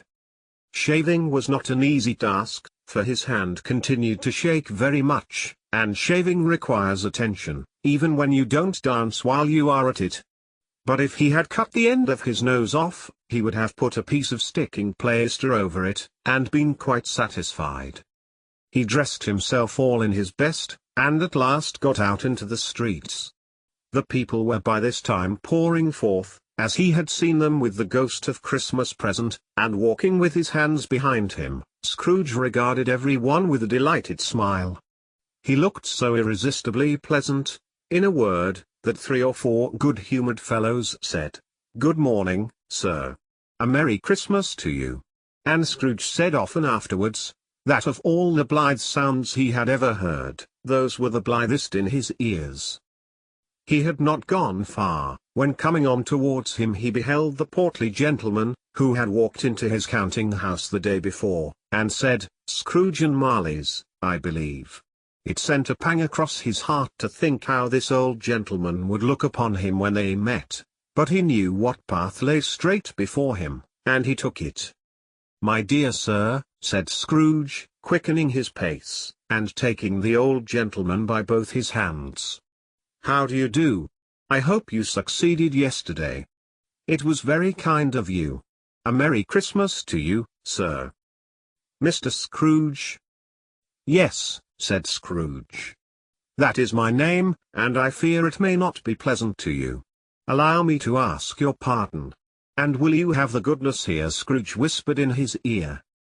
"Lord bless me!" cried the gentleman, as if his breath were taken away. "My dear Mr. Scrooge, are you serious?" "If you please," said Scrooge. "Not a farthing less. A great many back payments are included in it, I assure you. Will you do me that favour?" "My dear sir," said the other, shaking hands with him, "I don't know what to say to such meanify."